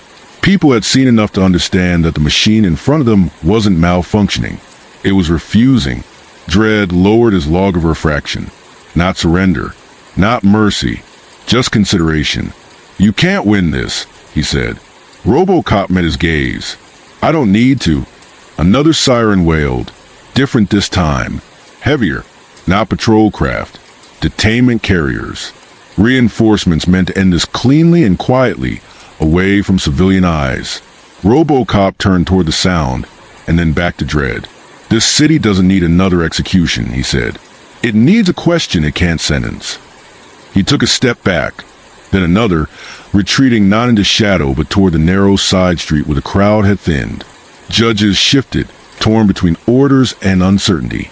Dredd watched him go, unmoving, his face unreadable. RoboCop disappeared between buildings just as the carriers arrived. Engines roaring, authority reasserting itself in steel and noise. The street filled with judges again, pushing civilians back, sealing the moment into official silence. But silence could not erase what had been witnessed. In the hours that followed, Megacity 1 returned to its routines. Crimes were committed, sentences were passed. The city endured, yet something subtle had changed. People spoke differently in ration lines. Whispers traveled faster through maintenance corridors. A new phrase surfaced in hushed tones, carried with equal parts disbelief and hope. "He didn't fire." RoboCop moved through the city's hidden layers, systems failing slowly, purpose sharpening instead of fading. He was no longer an asset, no longer even a fugitive in the traditional sense. He was a contradiction walking on steel legs, forcing Megacity 1 to confront the difference between order and justice. And somewhere behind him, Judge Dredd stood in the street long after the carriers departed, staring at the place where the machine had stood, wondering, perhaps for the first time, whether a law that could not tolerate mercy was strong enough to survive it. The city did not explode into rebellion after that moment. It did something far more unsettling. It absorbed it. Megacity 1 had been built to swallow anomalies. Riots were crushed, disasters compartmentalized, scandals buried under new emergencies. By nightfall, official Justice Department bulletins described the incident as a localized equipment malfunction during a high-risk containment operation. Footage was scrubbed, feeds overwritten, civilian data slates issued silent corrections that reframed what people thought they had seen. The law resumed its cadence, sentences issued with the same mechanical certainty as always, and yet the city did not forget.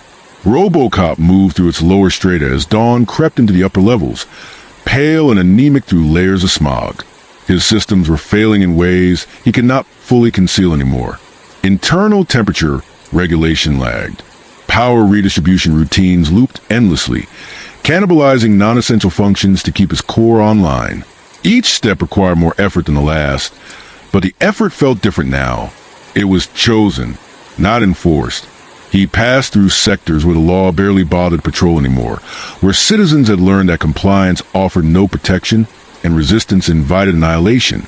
In these places, people watched him from doorways and broken windows, eyes tracking his damaged silhouette. No one called out. No one reached for alarms. Some made the sign of warding U's against judges. Others simply stared, trying to reconcile what they had heard with what they were seeing. RoboCop logged these reactions, not as tactical data, but as social indicators. Fear was still there. It always would be, but it had shifted, diluted by something unfamiliar. Possibility. In a collapsed transit hub, he paused long enough to run deeper diagnostics. The verdict was clear. He could not continue this way indefinitely. The city would wear him down through attrition, if not bullets. Judges would adapt their tactics. Civilian spaces would become battlefields, and the cost would be paid by people who had never chosen to be part of his defiance. That realization forced another recalibration. Mercy could not be reactive. It could not exist only in moments of crisis. If he continued as he was, he would simply become a moving disaster, dragging consequences behind him like a wake. He needed leverage that did not involve violence. As he rose and resumed movement, his systems intercepted a new layer of civilian traffic. Coded messages embedded in maintenance pings, delivery manifests, and obsolete municipal broadcasts. The city's forgotten residents were communicating, quietly and carefully, sharing sightings and warnings. They were not coordinating a rebellion. They were doing something more cautious. They were avoiding judges more effectively. Patrol response times were being mapped and shared. Safe corridors were being marked and erased. The city beneath the city was adapting. RoboCop realized, with something like awe, that he had not created this network. He had simply given it permission to exist. Above, in Justice Department towers that pierced the smog like spears, analysts replayed the incident frame by frame, not the public version. The real one. They slowed down RoboCop's movements, isolated his speech patterns, measured the crowd's reactions. Their concern was not that he had resisted arrest. Criminals did that every day.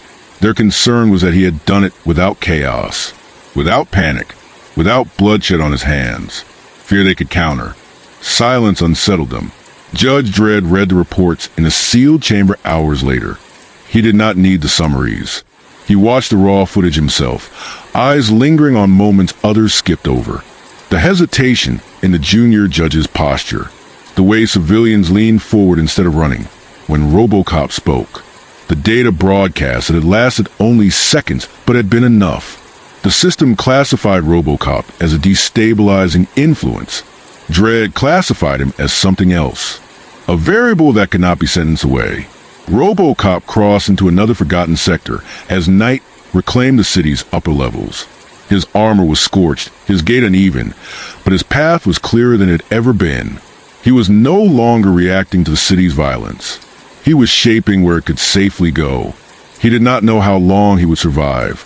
He did not know whether Megacity 1 could change, or whether it would eventually crush him and bury the question he represented. But he understood now that obedience had never been the point. Justice, stripped of ceremony and fear, was not a command. It was a choice made again and again, even when the system punished it. Megacity 1 began hunting RoboCop the way it hunted everything it could not immediately destroy. Methodically, impersonally, and with absolute confidence that time was on its side. The Justice Department issued no public alerts, no citywide manhunts. Instead, patrol routes subtly shifted. Surveillance thresholds were quietly lowered. Entire sectors were reclassified as high-risk transit zones, giving judges expanded authority to stop, scan, and sentence anyone out of place. The city did not scream his name. It erased the spaces where he might exist. RoboCop felt a change before he could fully articulate it. The streets grew colder, not in temperature, but in intent. Civilians who had watched him with cautious curiosity now avoided him entirely, slipping away at the first metallic echo of his footsteps. Not out of betrayal, but calculation. Harboring a rumor was one thing. Harboring a hunted symbol was another. The law had begun applying pressure, not to him directly, but to everyone around him. That was how Megacity 1 survived. It did not just punish criminals. It punished proximity. RoboCop moved through these tightening corridors with increasing care. His systems were still damaged, still compensating, but his movements had grown more economical. He avoided dramatic escapes now. No more public standoffs. No more visible defiance. If Chapter 2 had been about refusing to fire, Chapter 3 became about learning when not to be seen at all. And yet invisibility carried its own cost. He intercepted reports of intensified sentencing in sectors he had passed through days earlier. Minor infractions elevated to capital offenses. Curfews enforced with zero tolerance. Judges making examples not out of malice, but out of institutional reflex. The system could not strike RoboCop directly yet, so it struck the environment that allowed him to exist. It was not cruelty. It was correction. RoboCop logged each incident, mapping cause and effect with growing clarity. Every act of mercy he performed created a shadow the law rushed to fill. Every delay he caused in enforcement was repaid tenfold somewhere else, quietly, efficiently. The city did not argue with him. It outpaced him. The realization landed heavily. He was not fighting a villain. He was fighting a feedback loop. In the upper tiers of the Justice Department, internal fractures widened, not publicly, not in ways citizens could see, but in policy memos and sealed debates that never left reinforced rooms. Some judges argued that RoboCop's continued existence proved a need for harsher enforcement. Others warned that excessive escalation would only validate his defiance. A system built on absolute authority was struggling with the idea that authority could be questioned without collapsing. Judge Dredd stood between those arguments like an immovable object. He did not advocate mercy. He did not advocate spectacle. He advocated containment.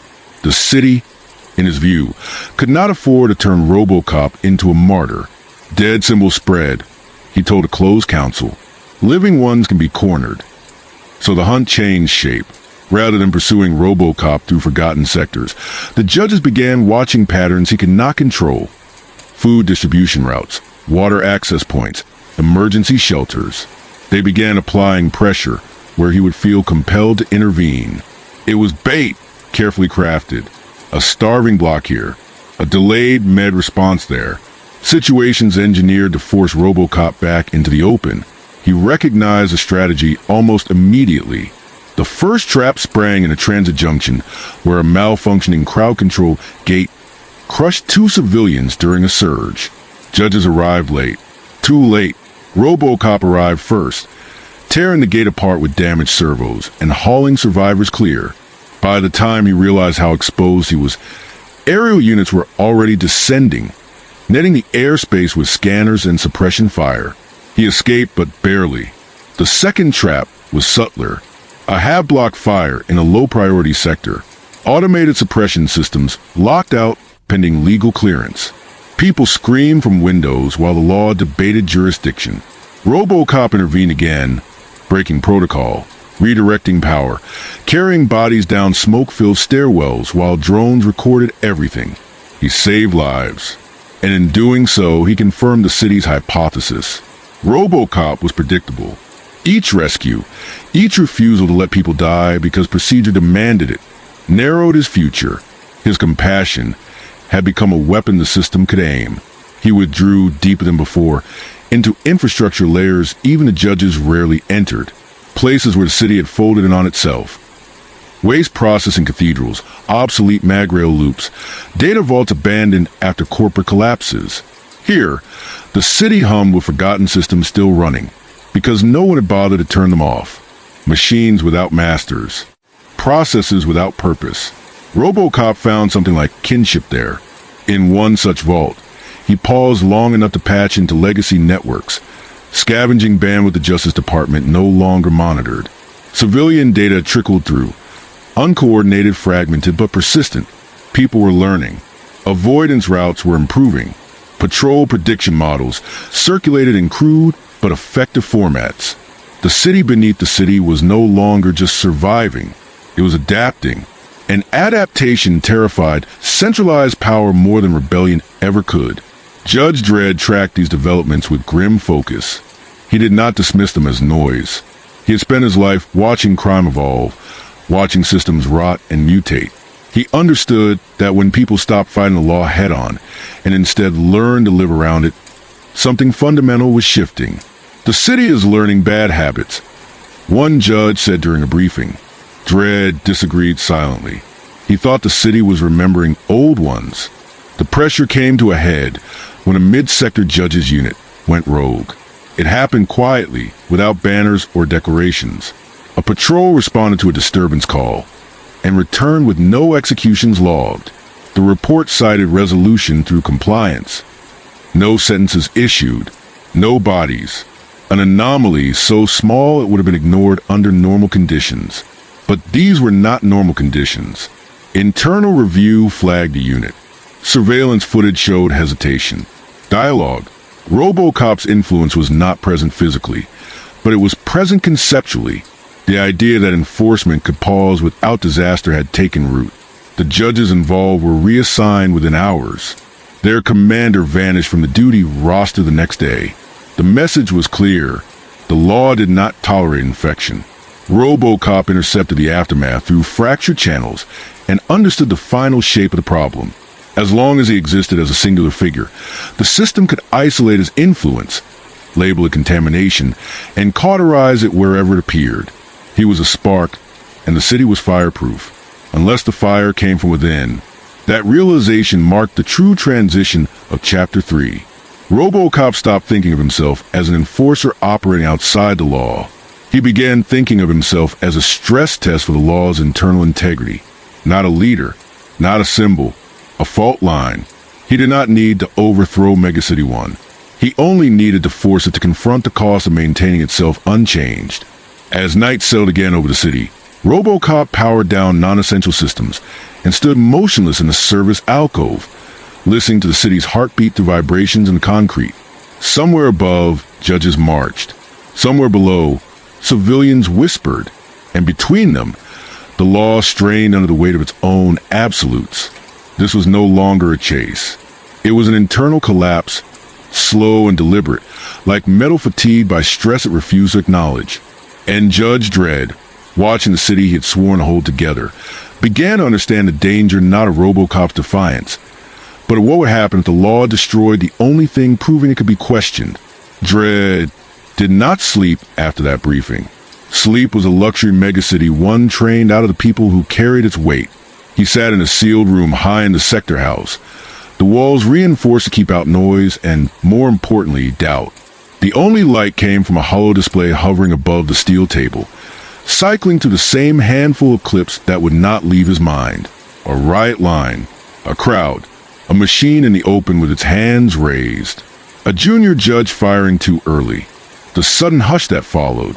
Dredd rewound the footage again, not looking for guilt, but for weakness. Because if the city was developing weakness, he needed to know where it started. The official conclusion had already been written. RoboCop's presence increased instability. His refusal to comply with sentencing created confusion. Confusion bred disorder. Disorder killed more people than any single execution ever would. The logic was clean. The kind of logic that made ugly decisions feel like mathematics instead of choice. But Dredd had lived long enough to know that clean logic could still be wrong. He watched the crowd's faces in the footage, zooming in until individual expressions filled the air between him and the screen. Fear, yes, always fear. But there had been something else too, a brief brightening in eyes that usually stayed dim. The kind of reaction people had when they saw proof that the city's rules were not natural laws. It wasn't hope in the naive sense. It was recognition. The realization that the judges, for all their armor, were still made of choices. That was what made RoboCop dangerous. Not his gun, not his body, his restraint. The way he refused to become what the city wanted him to be. Dredd's Vox crackled with an incoming priority channel. "Control wants you upstairs," the dispatcher said. "Close council." Dredd rose, holstered his lawgiver, and moved through corridors that felt more like veins and hallways, carrying authority upward. The Justice Department's upper chambers were colder, quieter, built with the sterile confidence of people who believed the city could be controlled if the right levers were pulled hard enough. The council room was circular, lined with armored judges whose helmets hid every tell. A single hollow map floated at the center, showing the city as a living grid. Red markers pulsed where unrest had flared in the last 48 hours. The pattern was not random. It clustered around sectors RoboCop had passed through. One of the senior judges spoke first. "He's changing behavior." Dredd said nothing, which was not agreement, but an invitation. Let them say the part they didn't want to say. "He's creating hesitation," another judge continued. "Not just in civilians. In us." A third voice, sharper, impatient. "Then we remove him. Publicly. Completely. No myths left." Dredd's jaw tightened. "Public execution makes him permanent." A pause. The room didn't like hearing that, because it implied the city's authority had limits. "He's already permanent," the sharp voice countered. "He fired on a judge." "He fired on a weapon," Dredd said. That distinction is the difference between rebellion and restraint. The council shifted subtly. Helmets turned toward him. Dredd could feel the weight of their attention, not because he feared it, but because he understood what it meant. They wanted the problem solved in a way that restored the old certainty. They wanted a clean narrative, a villain, a sentence. Dredd looked at the hollow map and saw the truth the others were trying not to name. The city wasn't destabilizing because RoboCop existed. The city was destabilizing because RoboCop had revealed that stability here was maintained by constant violence, and that constant violence was exhausting the very people tasked with delivering it. Judges were not machines. They were human beings wrapped in doctrine. Even the hardest armor cracked eventually, Not from bullets, but from accumulated moral fatigue. "We can't chase him forever," a senior judge said. "He's forcing deployments into low-priority sectors. Response times are slipping. Criminal elements are adapting." Dredd leaned forward slightly, then stopped chasing him like a criminal. The room went still. The words hung there like smoke. "What are you suggesting?" someone asked, and Dredd could hear the suspicion. To suggest anything other than destruction was already flirting with the same infection they feared. "We don't need to outgun him," Dredd said. "We need to isolate him from witnesses, from civilians, from places where he can perform mercy." The sharp voice returned. "You're proposing a quiet kill."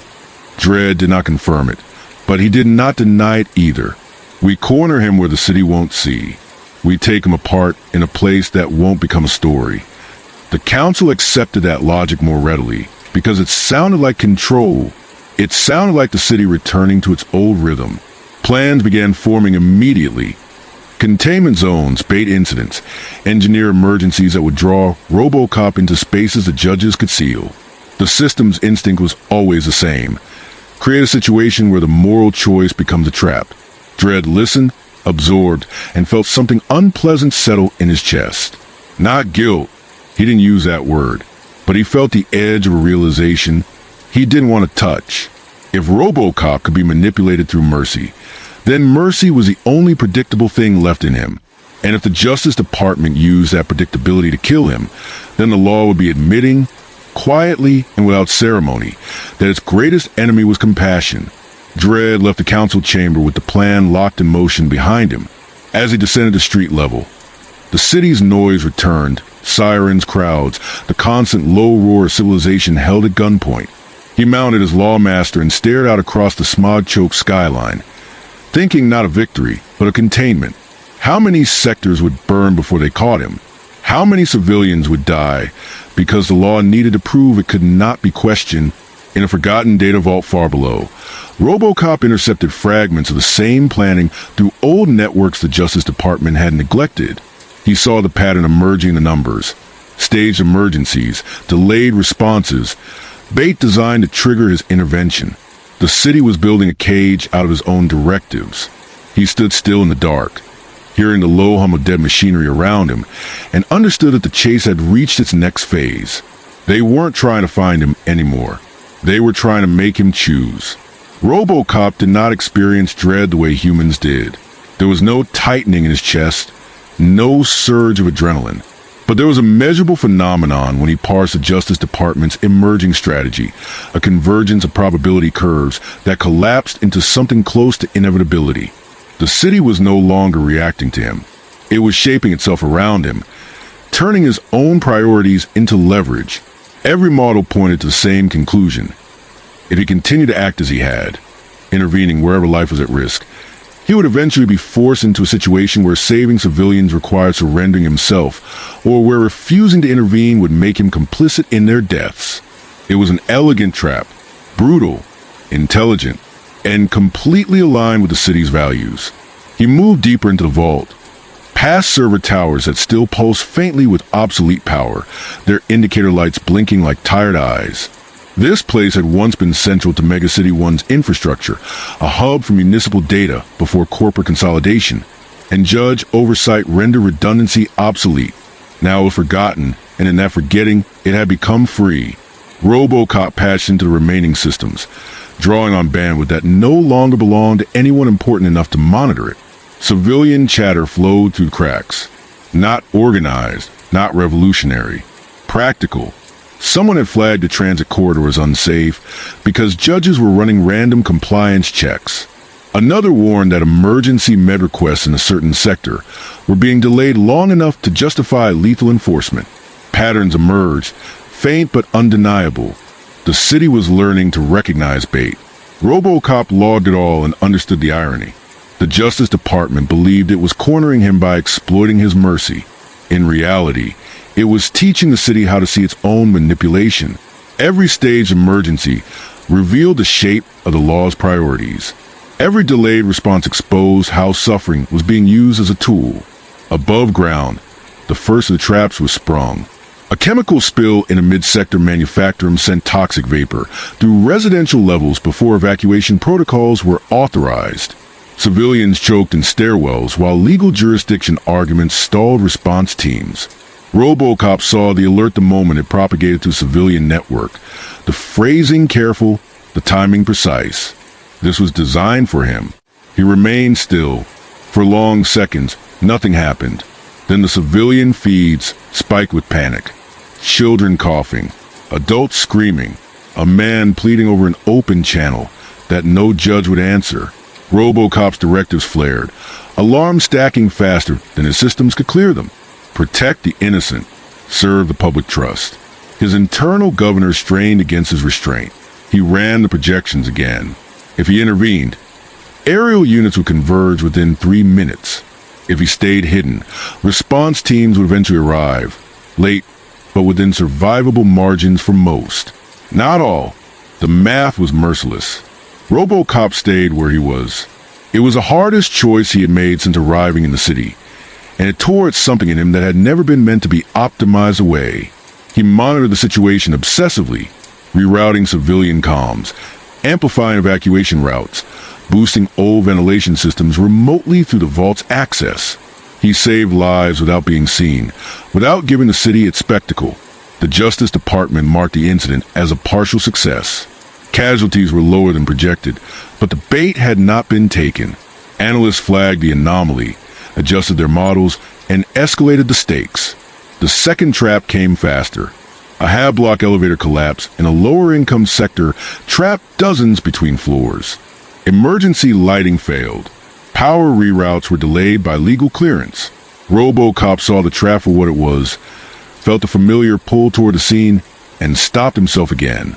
Instead, he flooded civilian channels with instructions, guiding trapped residents through manual overrides and emergency ladders. The city's forgotten knowledge saved them. No judge arrived in time to claim credit.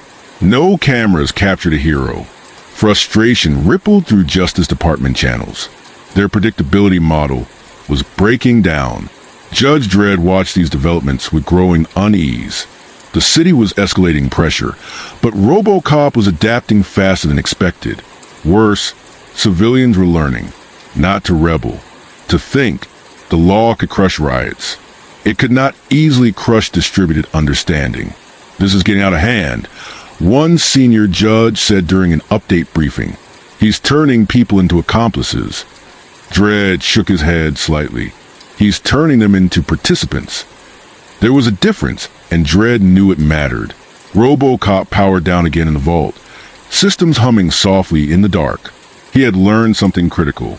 Mercy did not have to be visible to be effective. Justice did not require an enforcer at the center of every crisis. The city had survived because people adapted. Perhaps it could change the same way. Not through a single symbol, but through countless small refusals to let procedure outweigh life. The Justice Department would not stop. The traps would grow more desperate. The pressure would rise until something broke. RoboCop understood that too. But for the first time since arriving in Mega City 1, he was no longer being driven purely by reaction. He was shaping the board, denying the city the spectacle it needed to justify itself. Somewhere above, Judge Dredd stared at the holomap and realized the law was losing something it had always relied on: predictability. And unpredictability, in a system built on absolute control, was the beginning of collapse. The city responded the only way it knew how when a problem refused to resolve. It escalated. The Justice Department's quiet pressure turned into something sharper, less subtle. Patrol density doubled in sectors already suffocating under surveillance. Compliance checks became indistinguishable from raids. Judges stopped pretending that order was about safety and began enforcing it as proof of dominance. The message was not broadcast, but it was understood. Mercy had consequences, and those consequences would be paid by anyone reckless enough to expect it. RoboCop felt the shift through data before he saw it in blood. Civilian channels grew strained, their coded warnings carrying an edge of urgency he had not heard before. People were no longer just avoiding patrol routes. They were disappearing. Entire microcommunities folded inward, abandoning spaces they had occupied for years. leaving behind empty corridors and scavenged infrastructure. The city beneath the city was contracting, retreating like a wounded organism trying to protect its vital organs. This was the cost of pressure, not open rebellion, erosion. RoboCop understood now why Megacity 1 had survived as long as it had. It did not crush resistance in spectacular displays. It wore it down. It made endurance more exhausting than obedience. And in doing so, it forced even the compassionate to choose between helping and surviving. He stood in the vault's half-light and faced a reality he had been avoiding. As long as he remained an unseen influence, the law could not justify executing him publicly, but it could still punish the conditions that allowed his influence to exist. It could still bleed the city dry, quietly, methodically, until mercy became too expensive for anyone to afford. This was not a stalemate. It was attrition. Judge Dredd felt it too, though he would never have named it that way. He rode through sectors where patrols moved with sharpened aggression, where junior judges compensated for uncertainty with brutality. He watched sentencing reports stack higher, not because crime had increased, but because tolerance had evaporated. The law was tightening its grip, and in doing so was strangling the city it claimed to protect. Dredd had always believed that the law must be absolute because the alternative was chaos. But chaos, he was beginning to see, was not the absence of control. It was the presence of too much of it applied, without judgment. He replayed the footage again, not of RoboCop's defiance, but of the moments afterward. The civilians who did not run, the judges who hesitated, the silence that followed. That silence had been dangerous, not because it threatened the law, but because it exposed the truth beneath it. That megacity one did not endure because of fear alone. It endured because people endured it. And endurance, once pushed too far, turned into something else. The final trap was prepared without spectacle. No chemical spill, no collapsing structure, no screaming crowds. Just a routine enforcement action in a low-visibility sector where medical ration theft was classified as aggravated sabotage. The targets were not violent, a family unit, repeat offenders by necessity, not intent. The judges were instructed to proceed by the book. RoboCop saw the alert and recognized it instantly. This one was not meant to draw him into the open. It was meant to test him, to see whether he would intervene when the only thing at stake was his own principle. If he did nothing, the family would be sentenced and likely executed. If he intervened visibly, the law would finally have its justification. He stood motionless as the situation unfolded through civilian relays. A knock at a door, raised voices, the flat cadence of a sentence being read, a child crying. RoboCop's system surged, directives colliding with violence that felt more intimate than any riot. This was not mass casualty math. This was one life set against the structure of the city itself. He moved, not toward the scene, toward something else entirely. RoboCop rerouted power from a vault, pushing it through legacy infrastructure into public service systems the Justice Department had forgotten to lock down. Ration registries updated, medical exemptions propagated, legal classifications shifted just enough, just briefly, to reframe the offense as non-capital. The judges at the door received an automated update mid-sentence. Jurisdiction conflict. Sentence deferred. Further review required. The family was spared not by force, but by paperwork. By the time the Justice Department traced the anomaly, the window had closed. The law had obeyed itself into mercy. RoboCop powered down his external systems and stood in the dark, feeling something settle into place. This was the crack he had been looking for. Not a rebellion, not a symbol, a method. The law could not tolerate mercy delivered openly, but it could not easily detect mercy delivered as compliance. Above, Judge Dredd read the incident report twice, then a third time. No violations, no deviations. The system had worked exactly as designed, and yet the outcome was wrong. Or perhaps, he thought grimly, it was right in a way the city had forgotten how to recognize. Dredd understood then that RoboCop was no longer just a fugitive or destabilizing influence. He was a mirror, and the law was starting to see what it had become. The city did not notice the change at first, because it did not look like change. Sentences were still passed. Sirens still wailed. Judges still marched through sectors with the same armored certainty. But beneath that surface, in the spaces where law touched infrastructure rather than bodies, something subtle began to shift. Not a rebellion, not a failure, a misalignment so small it escaped immediate correction.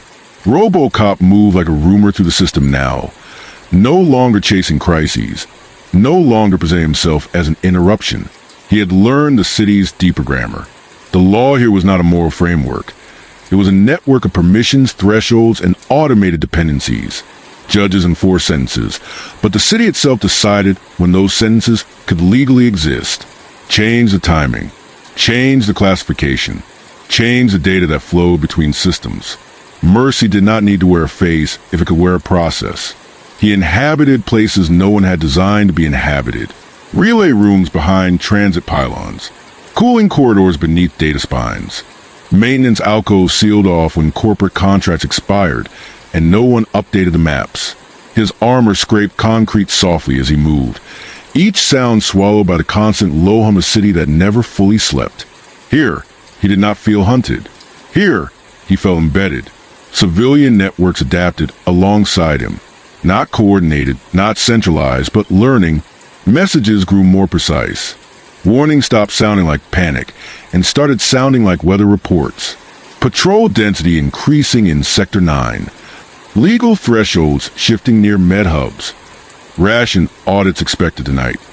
People were not rising up. They were stepping sideways. The law noticed eventually. Justice Department analysts flagged a rise in deferred sentences. Not dramatic enough to trigger emergency protocols, but persistent enough to irritate. Cases stalled in review loops. Jurisdiction conflicts multiplied. Enforcement units found themselves waiting on clearance that never quite arrived in time. The system was still functioning, but it was working harder to achieve the same results. Judge Dredd felt the friction the way a seasoned fighter feels resistance in a strike that should have landed clean. It wasn't that judges were disobeying orders. It was that orders were becoming harder to execute without explanation. The city's machinery was no longer perfectly aligned behind the badge. He rode through sectors where enforcement used to be effortless and now required justification. Nothing overt, just questions, just delays, just enough hesitation to register. Dredd did not blame the judges under his command. He blamed the environment that had taught them, slowly and relentlessly, that certainty came at a cost no one had calculated. He had spent his life being the blade that held the city together. Now he was starting to feel how brittle the handle had become. RoboCop watched these developments through silent channels, his systems cross-referencing cause and effect. Each intervention through infrastructure rather than confrontation reduced casualties without increasing unrest. Each compliance-based mercy avoided spectacle, denying the city the drama it used to reinforce itself. The numbers did not lie. Stability metrics improved in places where fear had eased, even marginally. It was not a solution. It was a proof of concept. But proof attracted attention. The Justice Department began auditing its own back-end systems, hunting for anomalies that could explain the pattern. Legacy access points were sealed. Oversight layers added. Automated watchdogs spun up to flag unusual data flows. The city's immune response activated, not against RoboCop directly, but against the possibility of him. RoboCop anticipated this. He had no illusions about permanence. The window would close eventually. The city always reclaimed control. What mattered was what happened before it did. He made a decision that surprised even his own predictive models. He let himself be seen again, not in the open, not in defiance, in fragments, blurred footage, glimpses caught by civilian cams and malfunctioning drones. A metallic silhouette moving through a transit shaft, a damaged enforcer lifting rubble off a collapsed access way. No speeches, no broadcasts, just presence. The rumors returned, but changed shape. Not the machine who refused sentence. Something quieter. He fixed it. He helped. He left. RoboCop understood the risk. Visibility invited containment, but invisibility had allowed the law to externalize the problem, to treat mercy as a ghost in the system. By reappearing just enough, he forced the city to acknowledge that the anomaly had a source. Judge Dredd received the footage personally, not because it was sensational, but because it was wrong. RoboCop was not inciting. He was not resisting arrest. He was not even evading aggressively. He was operating like a civil servant in a city that had forgotten the concept. Dredd watched a clip of RoboCop lifting a crush barrier while civilians scrambled to behind him, then disappearing before judges arrived. No confrontation. No challenge. Just action. That's not chaos, Dredd muttered. It was worse. It was competence without permission. The council reacted predictably. Containment orders escalated. Special units authorized. Jurisdiction expanded to allow preemptive detention in infrastructure zones. The law reached inward, tightening its grip on the city's bones. And for the first time, it began to hurt itself. Maintenance delays caused transit failures. Over-auditing froze response systems. Automated safeguards clashed, producing cascading errors. The city's reliance on absolute enforcement collided with its reliance on automation, and the resulting friction rippled outward. RoboCop felt the pressure building again, but now it came with a different texture. The city was not just hunting him, it was wrestling with itself. He stood in a cooling tunnel beneath a power Nexus, listening to the vibration of turbines through his armor, and understood the final truth of Megacity 1. The law here had become a machine that required constant fear to function. Remove the fear, even partially, and the machine began to grind. That grinding could not go on forever. Something would give. Judge Dredd sensed it too, standing at the edge of a sector overlooked as night rolled in, watching the city's lights flicker in patterns he had never noticed before. He had always believed the law was the city's spine. Now he wondered if it had become a cage. The choice forming in his mind was not about RoboCop anymore. It was about what kind of order was worth preserving. Megacity 1 reached its breaking point without alarms. There was no single disaster to mark the transition, no riot that could be isolated and punished, no enemy to name and destroy. Instead, the city began to fail in a way complex systems always do. Quietly, internally, and in places no one had ever bothered to look closely. Transit delays rippled outward from over-audited control nodes. Emergency response times stretched thin as authorization loops choked themselves. Judges arrived at scenes already resolved, already emptied of spectacle, already robbed of the violence that justified their presence. The law was still being enforced. It was simply arriving too late to matter. RoboCop felt the city strained to vibration and data alike. Power grids trembled under conflicting priority calls. Civic AIs argued with one another in recursive loops, each following its mandate perfectly and producing collective paralysis. This was not sabotage. This was a natural consequence of a system designed to eliminate discretion, discovering that discretion was the only thing keeping it alive. He moved carefully now, slower than before, conserving what little redundancy remained in his damaged frame. His armor bore the history of the city's response to him. Burn marks, fractures, stress lines where explosive force had tested limits never meant to be reached. He could not keep this up forever. He had never been designed for permanence. He was a finite thing, operating inside an infinite machine. But he no longer needed to run. The city had begun to do something unprecedented. It was adapting without him. Civilian networks no longer centered on sightings of the machine.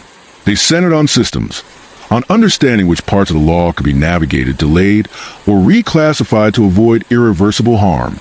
People learned which procedures triggered escalation and which ones stalled it, which emergencies demanded judges, and which ones could be resolved before the law arrived.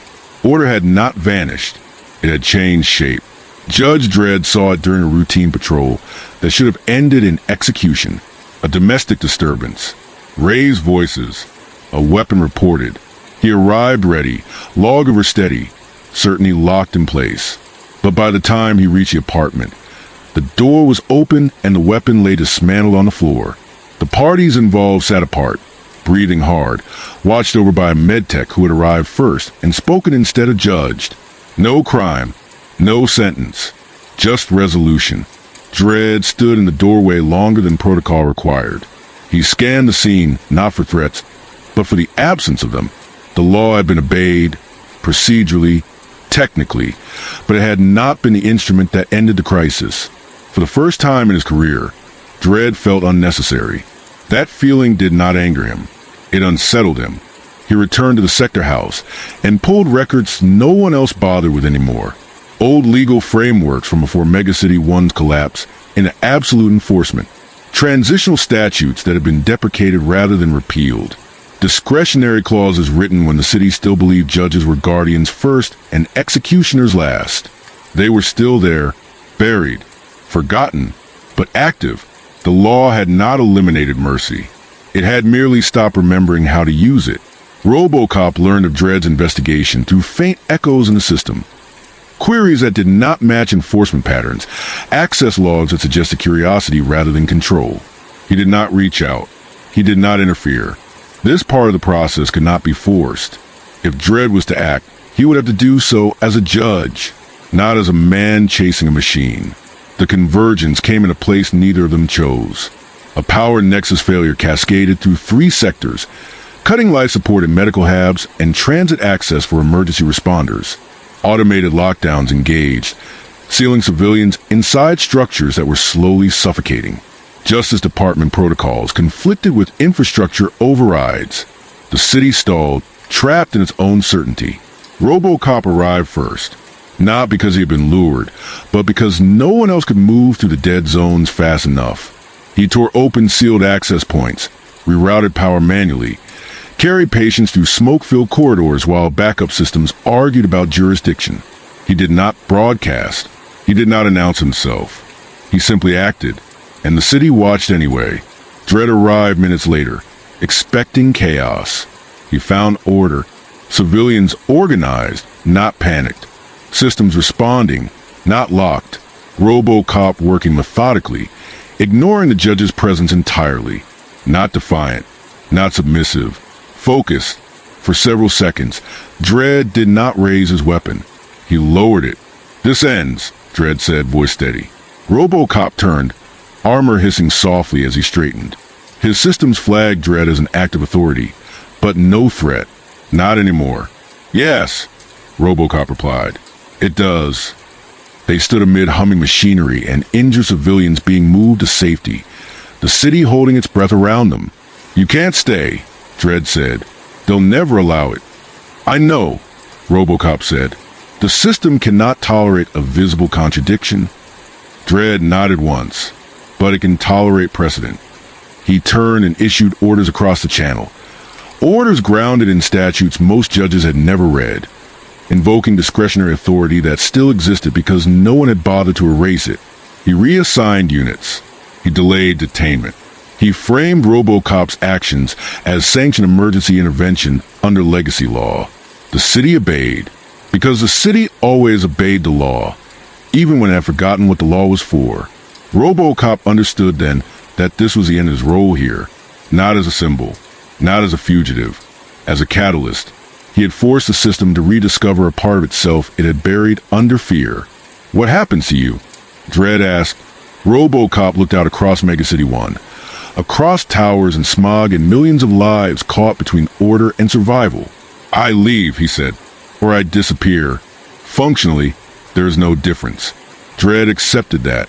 Some solutions were not permanent. Some truths did not need to stay visible to remain real. As RoboCop moved into the city's depths one final time, no alarms followed. No chase. No spectacle. The law did not pursue him, because it no longer needed to prove itself. Mega City 1 did not become gentle overnight. It did not become just. But something fundamental had shifted. The law had remembered that it was a tool, not a god.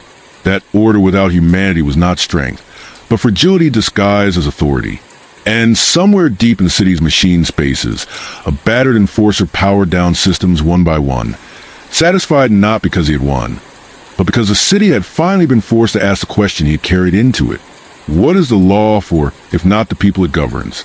The answer, this time, was not delivered at gunpoint. The failure began in silence. No alarms announced it. No warning sirens rose above the city's constant noise. One moment Megacity 1 functioned as it always had, grinding lives into order through procedure and force. The next, its systems hesitated. Power reroutes conflicted with enforcement locks. Emergency protocols stalled under jurisdictional review. Medical habs dimmed while authorization chains argued with themselves in perfect obedience. The city did not break. It paused. And in Mega City 1, a pause was lethal. RoboCop reached the Nexus before the judges because he no longer needed permission to move. He tore through sealed access points with failing servos and brute necessity, his armor scraping concrete as he forced open corridors the law had forgotten how to unlock. Inside, the air was hot and thin, filled with the sound of people breathing too fast, too shallow. Life support systems blinked in error loops, waiting for approval that would never arrive. He did not broadcast his presence. He did not announce authority. He worked. He rerouted power manually, dragging cables through water pooled on the floor, his system screaming warnings he no longer had the luxury to heed. He lifted patients from collapsed platforms, carried them down darkened stairwells, stabilized systems with hands designed for weapons and restraint. This was not enforcement. It was labor. Quiet, exhausting, unrecorded. The city watched anyway. Judge Dredd arrived expecting chaos. He found something worse. Order without command. Civilians move when told, not by threat, but by clarity. Med techs coordinated without waiting for sentencing authority. Doors were open. Systems responded. RoboCop moved through it all like a machine that had finally been given the correct task, not looking at Dredd when he entered, not acknowledging rank or weapon or command, just continuing. For the first time in decades, Dredd did not draw his lawgiver. "This ends here," he said, and the words carried weight not because they were loud, but because they were uncertain. RoboCop turned. His armor hissed softly as damaged components compensated. His optics flickered once. He looked like something that had been worn down by purpose rather than battle. "Yes," RoboCop said. "It does." Dredd scanned the scene again. No executions. No resistance. No disorder. Just people alive because someone had acted before the law could decide whether they were allowed to be. "You can't stay," Dredd said. "They will never accept what you are." RoboCop processed that statement and found no contradiction in it. "I know." The silence between them stretched, heavy with everything that had not been said. The city system stabilized one by one, not because the law had asserted control, but because it had been temporarily bypassed. Dredd understood the implication immediately, and it unsettled him more than any riot ever had. The law had not saved the city. The law had gotten in the way. Dredd turned away from RoboCop and opened a command channel, his voice steady, precise, unmistakably official. He invoked statutes no one used anymore, discretionary clauses buried so deeply they had become theoretical. Emergency authority, transitional jurisdiction, provisions written when judges were still trusted to think. Orders flowed outward, detainment delayed, responsibility reassigned. RoboCop's actions reframed not as defiance, but as sanctioned emergency intervention under legacy law. The city obeyed. It always did. RoboCop understood what Dredd was doing, and more importantly, why. The law could not destroy him here without exposing itself, but it also could not allow him to remain. A contradiction could be survived. A precedent could not. What happens now? Dredd asked, not as an enforcer, but as a man who had just bent the city without breaking it. RoboCop looked out across the machinery, the people, the systems humming back to life. "I remove myself," he said. "If I remain visible, the correction will reverse." Dredd nodded once. He did not argue. Some things were not meant to last. As RoboCop moved back into the city's lower levels, no alarms followed. No pursuit. No final sentence. The law did not chase him because it no longer needed to prove that it could. Killing him now would only confirm the truth he had forced into the open. Mega City 1 did not become just. It did not become merciful. But it changed enough to reveal what it had been hiding from itself. The law was not sacred. It was structural. And structure existed to support life, not replace it. Somewhere deep beneath the city, a damaged machine powered down non-essential systems. Its work complete not because the world was fixed, but because the question could no longer be ignored. If the law cannot protect life without destroying it, Then what exactly is it protecting? Megacity 1 had no answer, and for the first time, that uncertainty was more dangerous and more hopeful than absolute order ever had been.